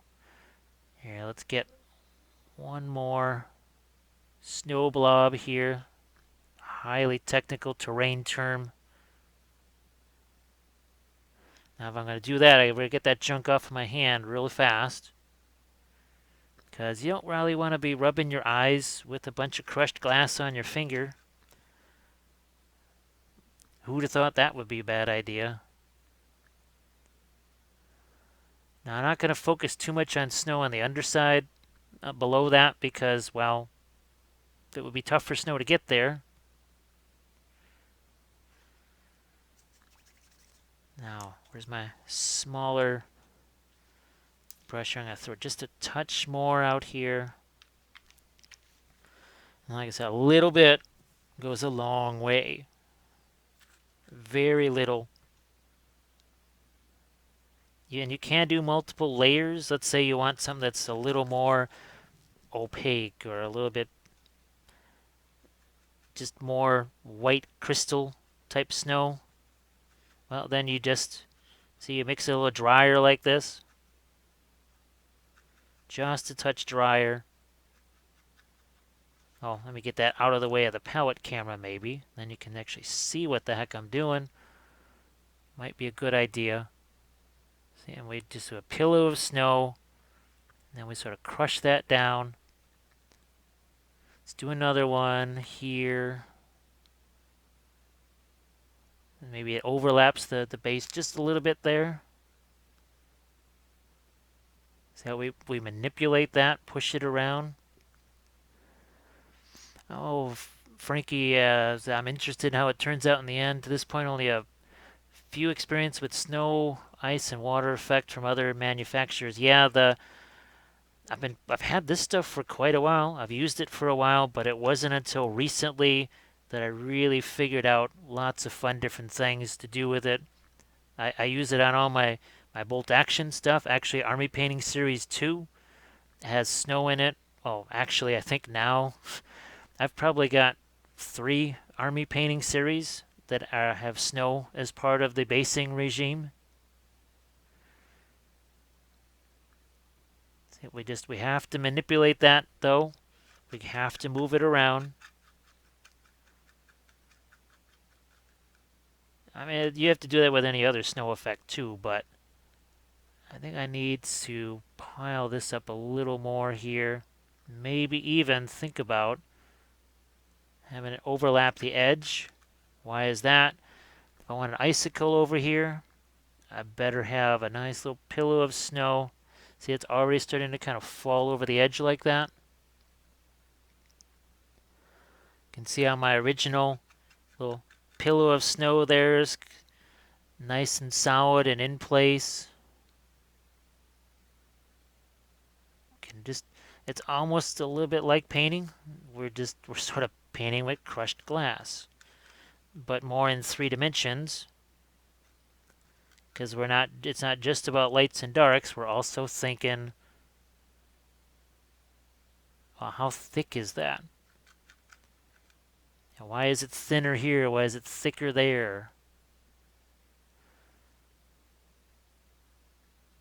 And it gets less shiny as it also sets. It can take somewhere in the neighborhood of maybe only 15 minutes to set, maybe 20 minutes to set, depends on how thick it is. Yeah, I've tried, well, the original thing I tried obviously was like the snow flock from, oh gosh, what's the train company there? Uh, Woodland Scenics, that's it. Yeah. Now I'm gonna see if I can, I think I got some right here. So yeah, so I did a whole video of just using this for snow effects, and it did the fluffy white snow fine, but it couldn't do anything with that whole notion of, oh, it's partially melted. Couldn't do that at all. And I could not do my blood effects on there at all. It just looked completely fake. Just did not like it at all. So, okay, I'm going to let that crushed glass stuff, we'll let that dry.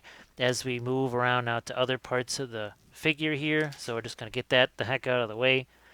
Let's go back to some stuff on the figure itself. So I think you can see how that's, see how there's a little crystal, look at that. As I turn it around, see how it's like a pearlescent effect there? That is the beauty of the crushed glass.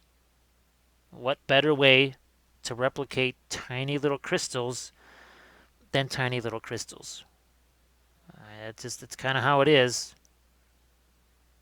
It's not the most expensive material in the world because you just don't use that much of it. Yes, I put it out on the palette several times, but I actually used very little of it, which is really cool. No pun intended. All right, these spikes back here, we got to do something with those. We're going to take, so this is going to be our, that's our white there. We're mixing it in with the original blue liner. And I'm going to get some a little bit lighter colors on the spines here. It is more of a grayish color in comparison to everything else because I sort of want the talons to be a little bit more gray. Let's see, do I have my, here we go. I gotta hit the other side of these. Again, sorry if it wanders off the screen because this, usually I don't have my hand this far away from it, but because I don't want to smush that freshly applied snow, I've got to keep my distance a little bit here. So I'm going to get some of that mint green into here. We'll lighten this up a touch. Let's do this again now on these spikes here.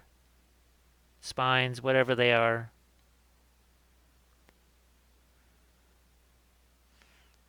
And if I feel they're getting to be too light, well, there's a handy glaze. Just throw it right over the top of them. Knock it back down again.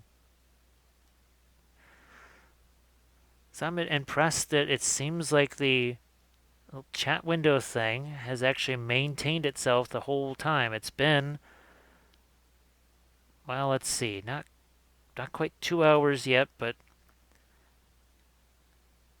that's good that it's still here because sometimes it just goes away, which is annoying. Now, actually, it's a little bit more of just the pale green verdigris. Speaking of secret weapon,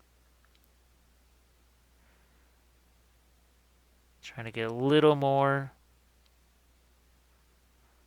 light on the end of those spikes, maybe some on the talons here, especially since we've got the snow in place now. I can't wait to do the ice effects on that. I think that's going to be a lot of fun. Even starting to find a few, maybe even in here, we tone things down just a touch with some of this, gray it down a bit. Especially on these underside, more shadow areas here. Not so much dark, it's just more of a gray. Because what do we got here? We've got sort of a green and a reddish blue that we're mixing together. I might even go more straight green here.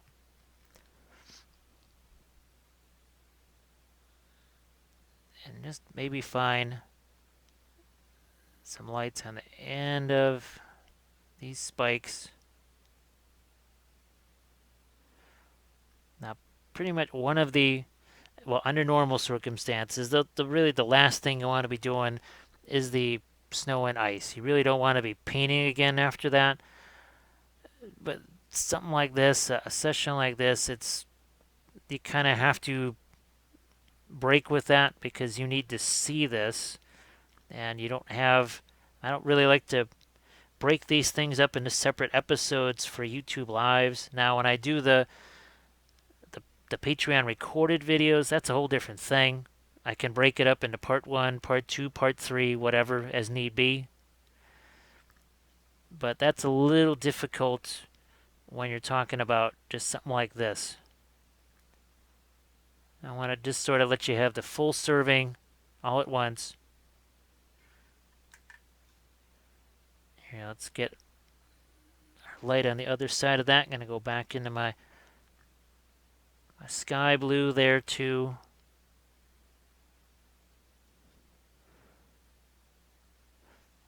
Maybe a little lighter. That's the maggot white there.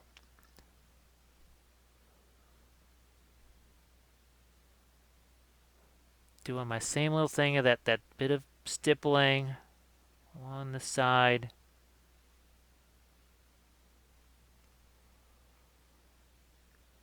We got those little spikes there. Gonna see what I can do with. So that's that transparent blue from the Pro Acryl. I'm gonna try and do some of that onto the eyes here. There we go. A bit of a glaze on the other side.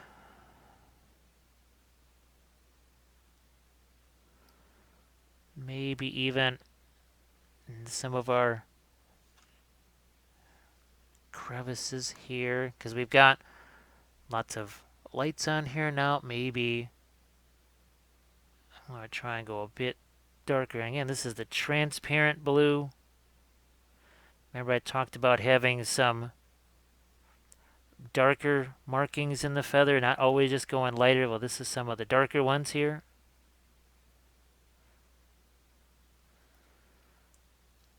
Yeah, I'm trying not to crush my snow. And I know some people, they've asked, well, can you tint the snow color a little bit?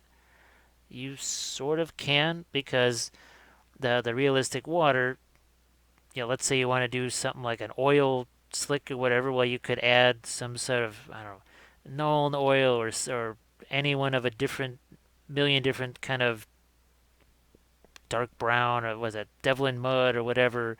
You add that to the water effects, and now you've got kind of dirty brownish water, whatever. So maybe you add a tiny bit of blue to your water effects there, or the realistic water, then mix your crushed glass with it. I've tried that. It just kind of looked on the weird side. So I just pretty much go straight with the crushed glass and the realistic water. I don't fool around trying to tint it or anything. But like I said, if you want to try it and you come up with a better way of doing it or something like that, feel free to let me know what you did. And like I said, you can always ask me questions about things. I answer every single day. I answer different painting questions. Especially like the folks on the Patreon page, they'll ask me a question about a video, or maybe another place where they can try and get whatever piece of equipment or material was used in a video.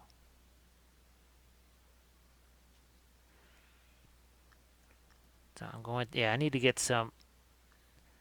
We've been doing a lot of adding of lights. Now we're going to go back into some of that glazing that I was talking about. And we'll do that with this pretty intense blue here. So we're just finding a few places to just add in just a scotch darker here. Create a little more definition on the underside of the wings.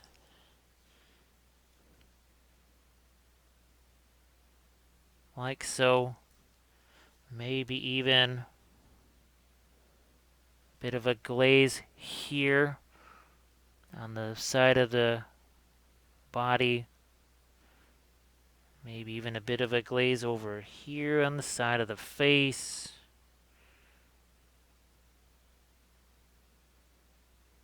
There we go. That just tones that down overall. But it's not, we're not graying it down. We're actually, if anything else, we're livening up that color, because that transparent blue is pretty intense. can go back to that purple that was over there. Let's see if we can make that a touch lighter here. But not too light. Not too light. I want to get some on the tongue here. Like you do. And then did the same sort of stippling like we've done on the main body. Just we're stippling with a little different color here. I'm following the texture that I see on the figure.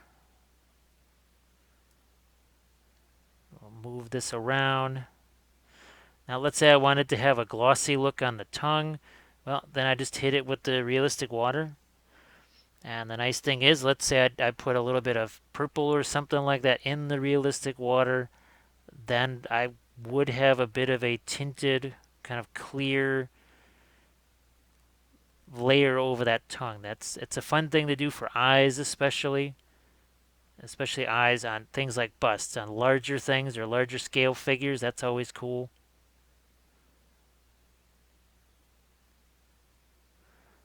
And those spikes, yeah, I just gotta do something there. Here, let's get in here with that's again the transparent blue from Pro Acryl. Slightly lightened there, just a touch. A little more of the transparent blue there.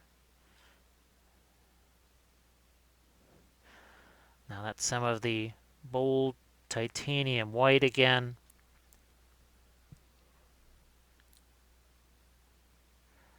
Going to see if I can't. I'll just throw some lights in a few spots here on the head crest.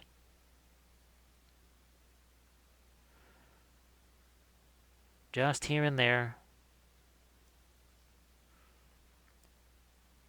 Now the areas where the icicles are going to be, especially along here, right? And over here. And I think in about 10 minutes or so, I think I'll be okay to start that process. I think that'll work. So I gotta get a few things of light here on those little pieces of metal that are kind of sticking out of his body. That can't be much fun.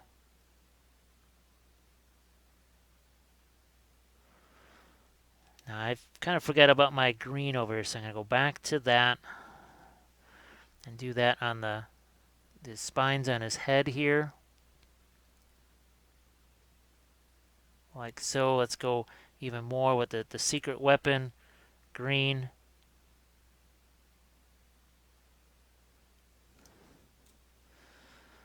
So we've got some nice stippling in lots of different areas. I'm going to try and find a few lighter areas on his feet here. This is why I've got to do this before I do those icicles, because those, like I said, you put them on there and then you just got to leave them go. You cannot screw around, because just like with green stuff, now I don't know how many people have actually sculpted with green stuff nowadays. You think, oh yeah, that's totally out of the way. I'll never smash that with my finger. And the very first thing you do, you can just tell that you have placed your finger right into whatever masterfully sculpted thing you did. And now you just have a nice big old fingerprint there. And I know this from, as always, hard lessons, right? I don't know why they always have to be hard lessons. Why can't they be soft lessons? But for whatever reason, yeah, they always got to be painful. And right there, I came close to sticking my finger right in that snow, but that's actually pretty hard right there. All right, that's good. My strategy worked. I was hoping that I could just kind of stay away from that long enough to let it set up. Now, I do need to get more definition into this part of the wings here. Well, just a little bit more, so bear with me. Like I said, I'll be with you on the icicles very soon. We'll get to them at some point. That's why again, the wet palette that I made here, all it is Chinese food container. This is basically the lid. The part that forms the container, that now becomes the lid. That just sits on top of this. And there's just a chamois sponge in there, all it is. And, once I've eaten the very tasty General Tso's or whatever happens to be in there, I've got a really nifty wet palette. And they tend to not dry out. They tend to not start to smell bad or weird. They tend to not get the mold on them. It's pretty interesting. Okay, so what we're going to do now, I'll set that brush aside. And I don't know if you remember this from a while ago. So this is Gloss Super Heavy Gel right here. And we'll just get this open, and we need another container to put this in. So we're just going to do another one of these guys here. And then we need ourselves some more clean brushes. But as you set this stuff out here, I'm just going to set out a bunch. I'll show you real quick. That just looks like Elmer's glue. But you can see how much body there is to that. And look at what I just did there. You see that? That's going to basically formulate the core of our icicles here. So see how we can just drag this along here. Look at that. See what I've got there? That's like the start of a pretty nifty icicle. So I'm going to set this down on the palette, and this can be can be a crazy game of back and forth. So let's play. Let's start the game. Right there. Now I'm going to have myself another brush here. Not have that smash into the palette camera. And what we're going to do is we're going to draw that down. See how I'm pulling that down? See how that gets longer and longer? Oh, now you can see it. And sometimes you have to kind of start over again. Sometimes you're playing around with it a little too much. And you just have to start over. Now you can always add to these later. And you don't want them to necessarily be a totally smooth water drop, because that's not how icicles form. I've seen icicles that are just wacky shapes. Let's see, we've got ourselves an icicle right there now. Let's keep doing that. Let's keep doing that here. So we got, look at that nice long deal there. Let's just see if we can't attach that, shall we? To our branch. And then start to drag that down. There we go. And poof, we have ourselves another icicle right here. See where the brush is touching that? And the reason we had something to hold on to there because we did the snow effects there. So let's see if we can't do some more of these. Oh. And again, there's a couple of different ways of doing it. Couple of different ways. Here, let's just plop some on here. And sometimes you don't always get those really long, narrow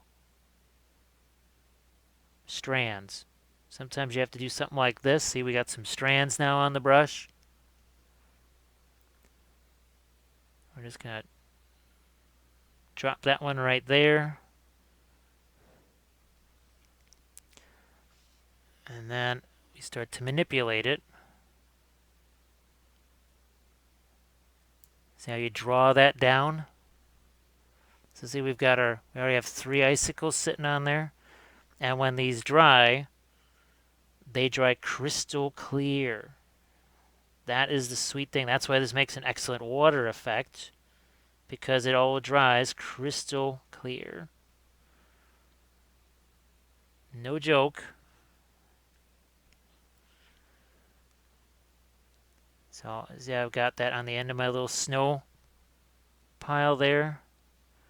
And we start to draw that down. Like so. And I hope you can see this. And if you got any questions as I'm doing this, feel free to ask in the chat there. That's what it's there for. There we go. And sometimes you just have to really manipulate it. See, it took a little while, but now look at that. Sometimes you wet it down, and see it turns into more of a water drop there. So let's do this. We're going to take, once you have an icicle, it's sort of like you're actually now doing a more natural process. Once you've started the icicle, so I'm taking some water here. I'm thinning this down. I'm going to thin it down maybe a little more. Now bear with me here. See how I can start to add basically like drops of ice to these? Here's our original one here.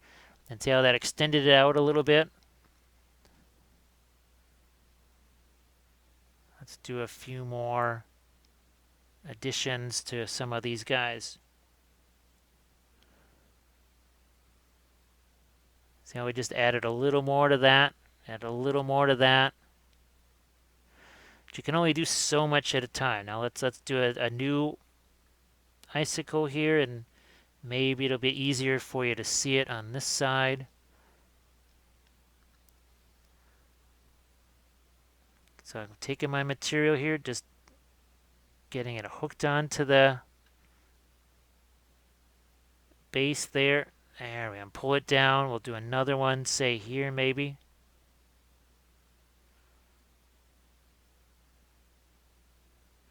There we go. Now let's manipulate these. These will be a little easier for you to see, I think. So see how you pull these things down? You're literally just pulling those down. Oh, thanks, Laurent. Much appreciated. Now I've done this on entire units. And by units, I mean 20, 30 guys. The Song of Ice and Fire stuff, obviously I did lots of blood and ice effects on them too. And I'll try and see if I can't do some blood effects for you too on this.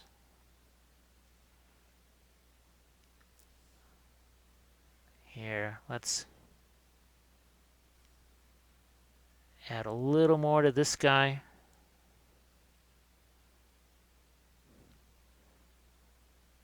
And hopefully as I do more of these, the original ones start to dry out and they start to get a little more transparent. And you can see these are the original ones that we did here.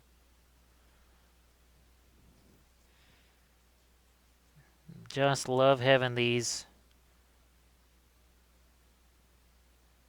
Let's see if I can't.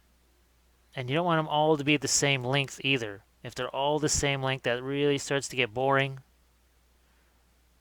So I'm trying to make this one a bit longer here. There we go. Like I said, sometimes you have to just play a little bit back and forth.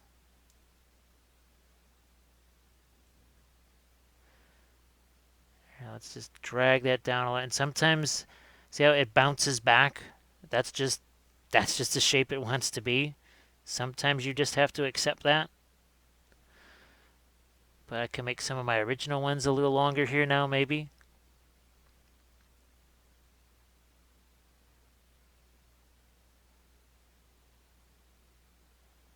Gotta make sure I don't end up with that on my crushed glass, because that's no good.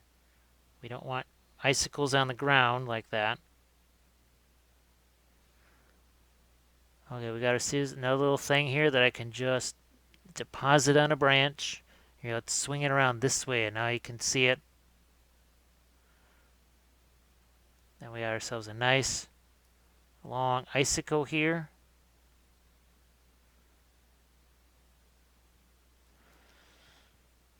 And I can see if I can add a little more to that. No, I'm just going to have to add it sort of that old-fashioned way of basically making it more of a liquid there and adding on that way. As I can tell, these are already starting to firm up a bit, which is good.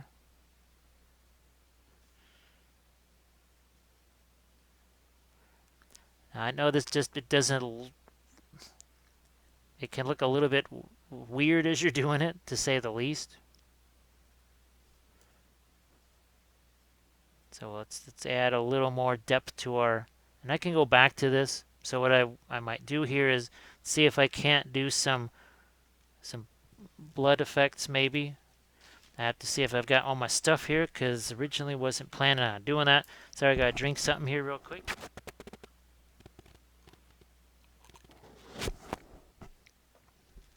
So we've got a few things here. We've got some of the technical blood for the blood god. Oh, what else have we got here? We have, so green stuff world, true blood. I'll throw those out there. And I'm just looking for my, just looking real quick for my Steino Res Fresh Blood Ghost Tint, which I don't seem to have nearby for some reason, so let's use something else. Let's find something else to use here. So we got transparent red, we'll throw that out there.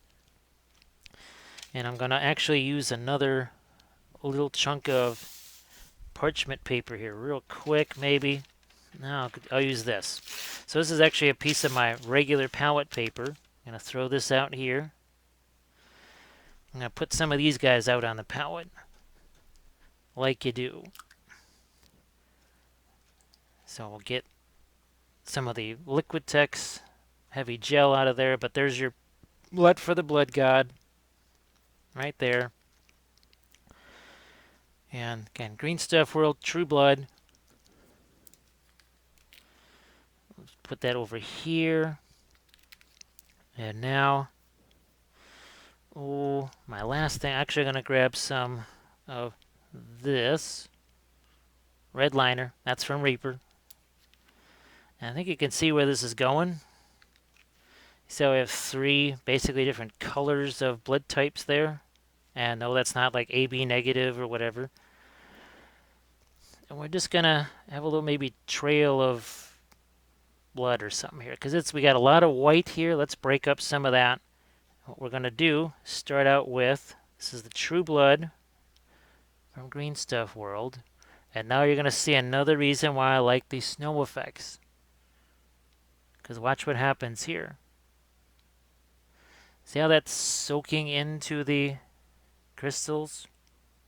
Because, well, they're crystals. See, I could even throw a touch of that on him here.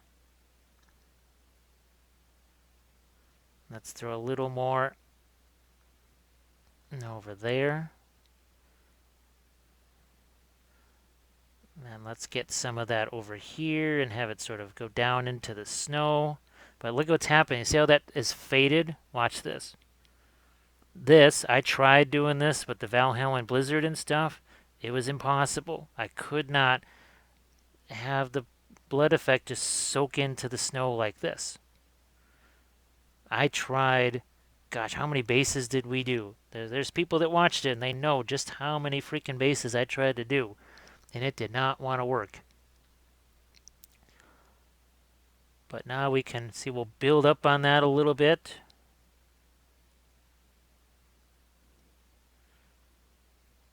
let's do a bit more towards the edge there. And like I said, so we just turn it into little dots. And we, hey, that is ADC MS Figs Kits Paint. Say that 10 times fast. Especially at this time in the morning, I deserve a prize. But welcome in. We're basically showing people how to take advantage of the secret weapon crushed glass snow effects to do some fun, different things. We're putting a little bit of the blood effects on the Raptoryx's face here. A little bit on that tongue, not the entire thing, but some. And then, I think you can see where we're going into the more coagulated blood. We mix the red liner in there. Mix that red liner in. And I'm even going to go with a finer, let's go with a finer brush here. Something like this. This is one of those spotters. Who knew it would be so handy for blood spots? So we'll let that mix together. Look over here. See how we put the darker spot kind of in the center of our snow, or the little dot that's on the snow. So basically we are shading our blood dots. We'll do some more of this over here, especially where he is, or the mouth, which is most likely dripping some of this good stuff.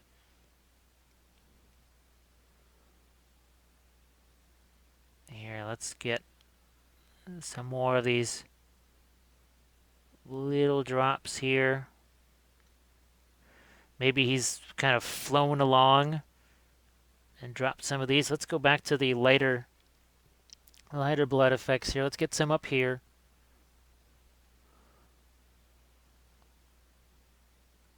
And again, this is more of a trail of it here as opposed to big puddles of it.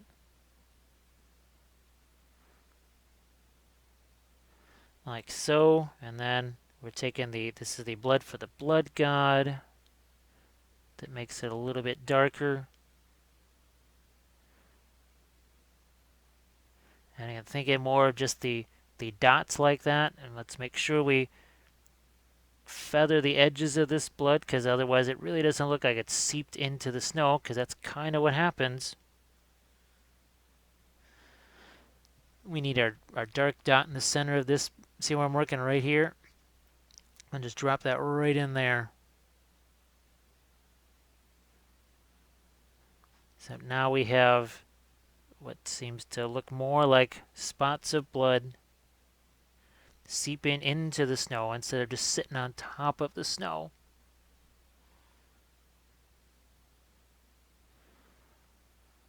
But remember the whole chess moves and thinking in advance? Well, if we didn't have all of this snow expanse here, well, we couldn't really be doing this, now could we? Couldn't be doing that. Let's just carry this up a little bit further here. Again, the idea is to fade that out. So see how we have that line of blood that's going along there? And I'm just going to try and make a little bit of a puddle here of it. Like you do. Get some more smaller spots here. Maybe he's decided to shake his head and it's just kind of throwing the stuff all over the place.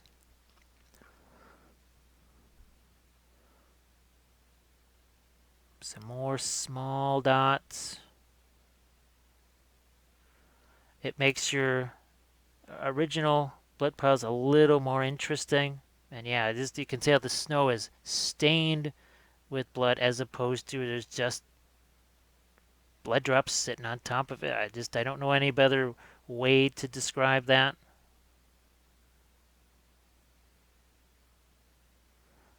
And now we also get some glossiness here on his tongue, and that's where maybe we could take something like the realistic water here.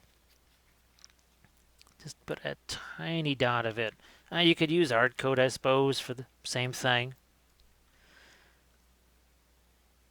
But I will now maybe get some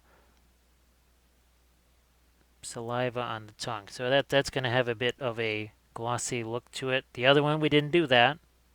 But then we also didn't do blood effects on the other one. So that changes up the texture on that a touch. I'm even throwing a little bit of the glossy stuff onto his eyes there. That'll give them a bit of a, hopefully a natural highlight. You could just take various red paints or glazes and mix them in with the secret weapon realistic water. That's what I used to do back in the day. But then the things like the True Blood came along and the other stuff, and I thought, oh, let's play with those. Now I could sort of do a similar thing like with the icicles to make the blood stuff do that. Oh, thanks, Bethany. It was something. Oh gosh, all of those units of the Song of Ice and Fire and the dogs and stuff. I loved making my blood trails for those. That was so fun. Here, let's expand this out a bit. Oh, thanks, Laurent. Much appreciated. It just there was so much. It's some of the same reason why we added some of the purple into the wings or the green, just to get some difference. A little bit of, especially on a base like this, a big old oval base. I can even see now some of this stuff is starting to turn transparent. Some of my icicles are. That's good. There, yeah. Now just real quick, I'm gonna see if I can't find just some of my black here just to hit the border of that to clean that up. Heck, I could even use this to darken down some of the red blood effects even more. But what I'm really interested in is just to get a nice little border on my base here. Because there's some shininess where the crushed glass was brushed across it. And I want to kill that. I'm going to maybe leave that crushed glass right there.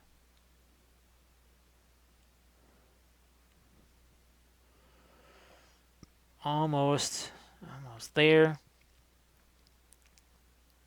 See, right up to the edge of my snow pile and my blood effects, and boom. Okay, that's much cleaner. That's good. I had to get some of that junk out of the way.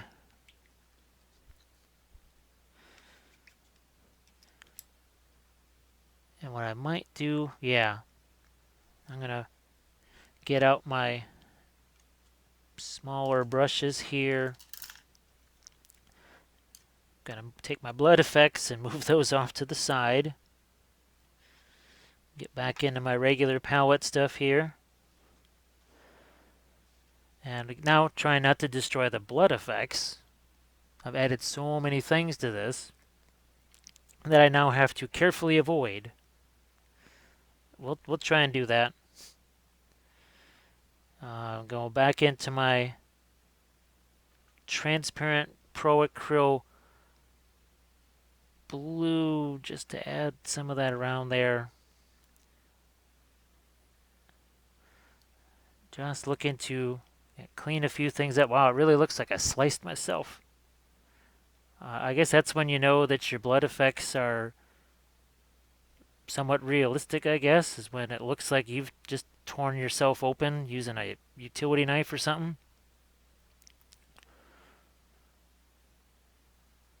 Remember, I talked a while back about adding these darker elements like this.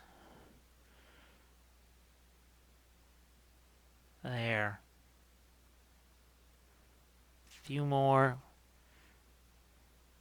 And our feathers down, they start to look a little bit more like feathers instead of like little miniature blades or something like that.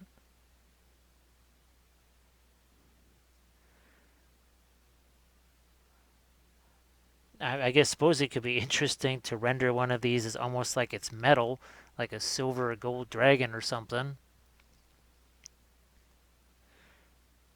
And it's still working in some of these somewhat darker parts of the feathers. See, we're just going to add a couple of those to here.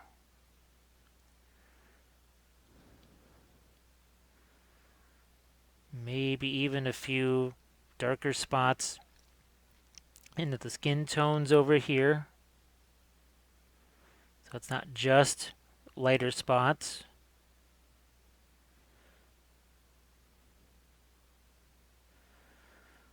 Maybe on the torso I could use some. So this is just, again, the clear. Oh, it's not clear blue, it's the transparent blue.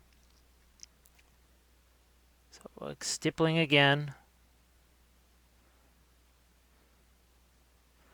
Just looking for some more definition here. That's all it is. Nothing incredibly complex. You know what? Maybe I'm gonna go back to my bit of magenta here and down into some of those crevices like that. Oh, this is some of the Achillean green here. I'll just thin it down a tad bit and gonna do some wings here. So we did that on the top side. Let's do some of that on the bottom side. But here, see, we got that greenish blue again, and instead of the more reddish blue.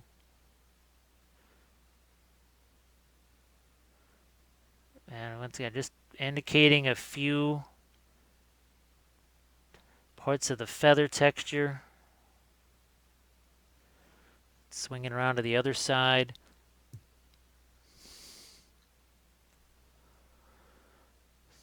Yeah, here we go. And if that's too much, I can just wipe it away with my finger.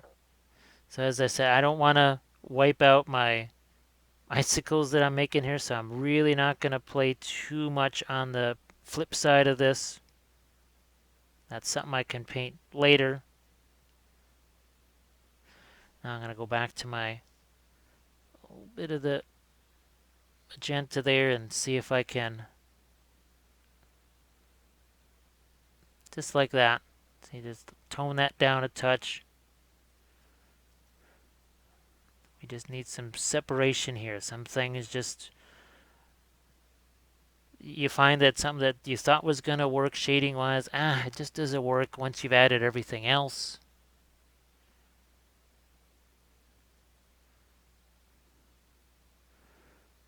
Some more here. Again, just to darken it down, shade it down a little bit.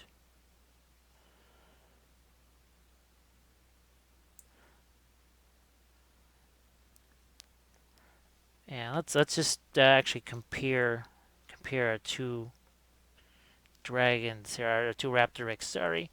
So now that we've actually there we go.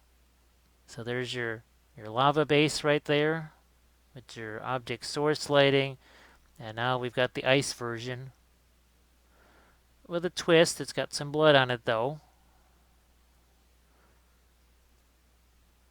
Now we'll just have them facing off. There we go.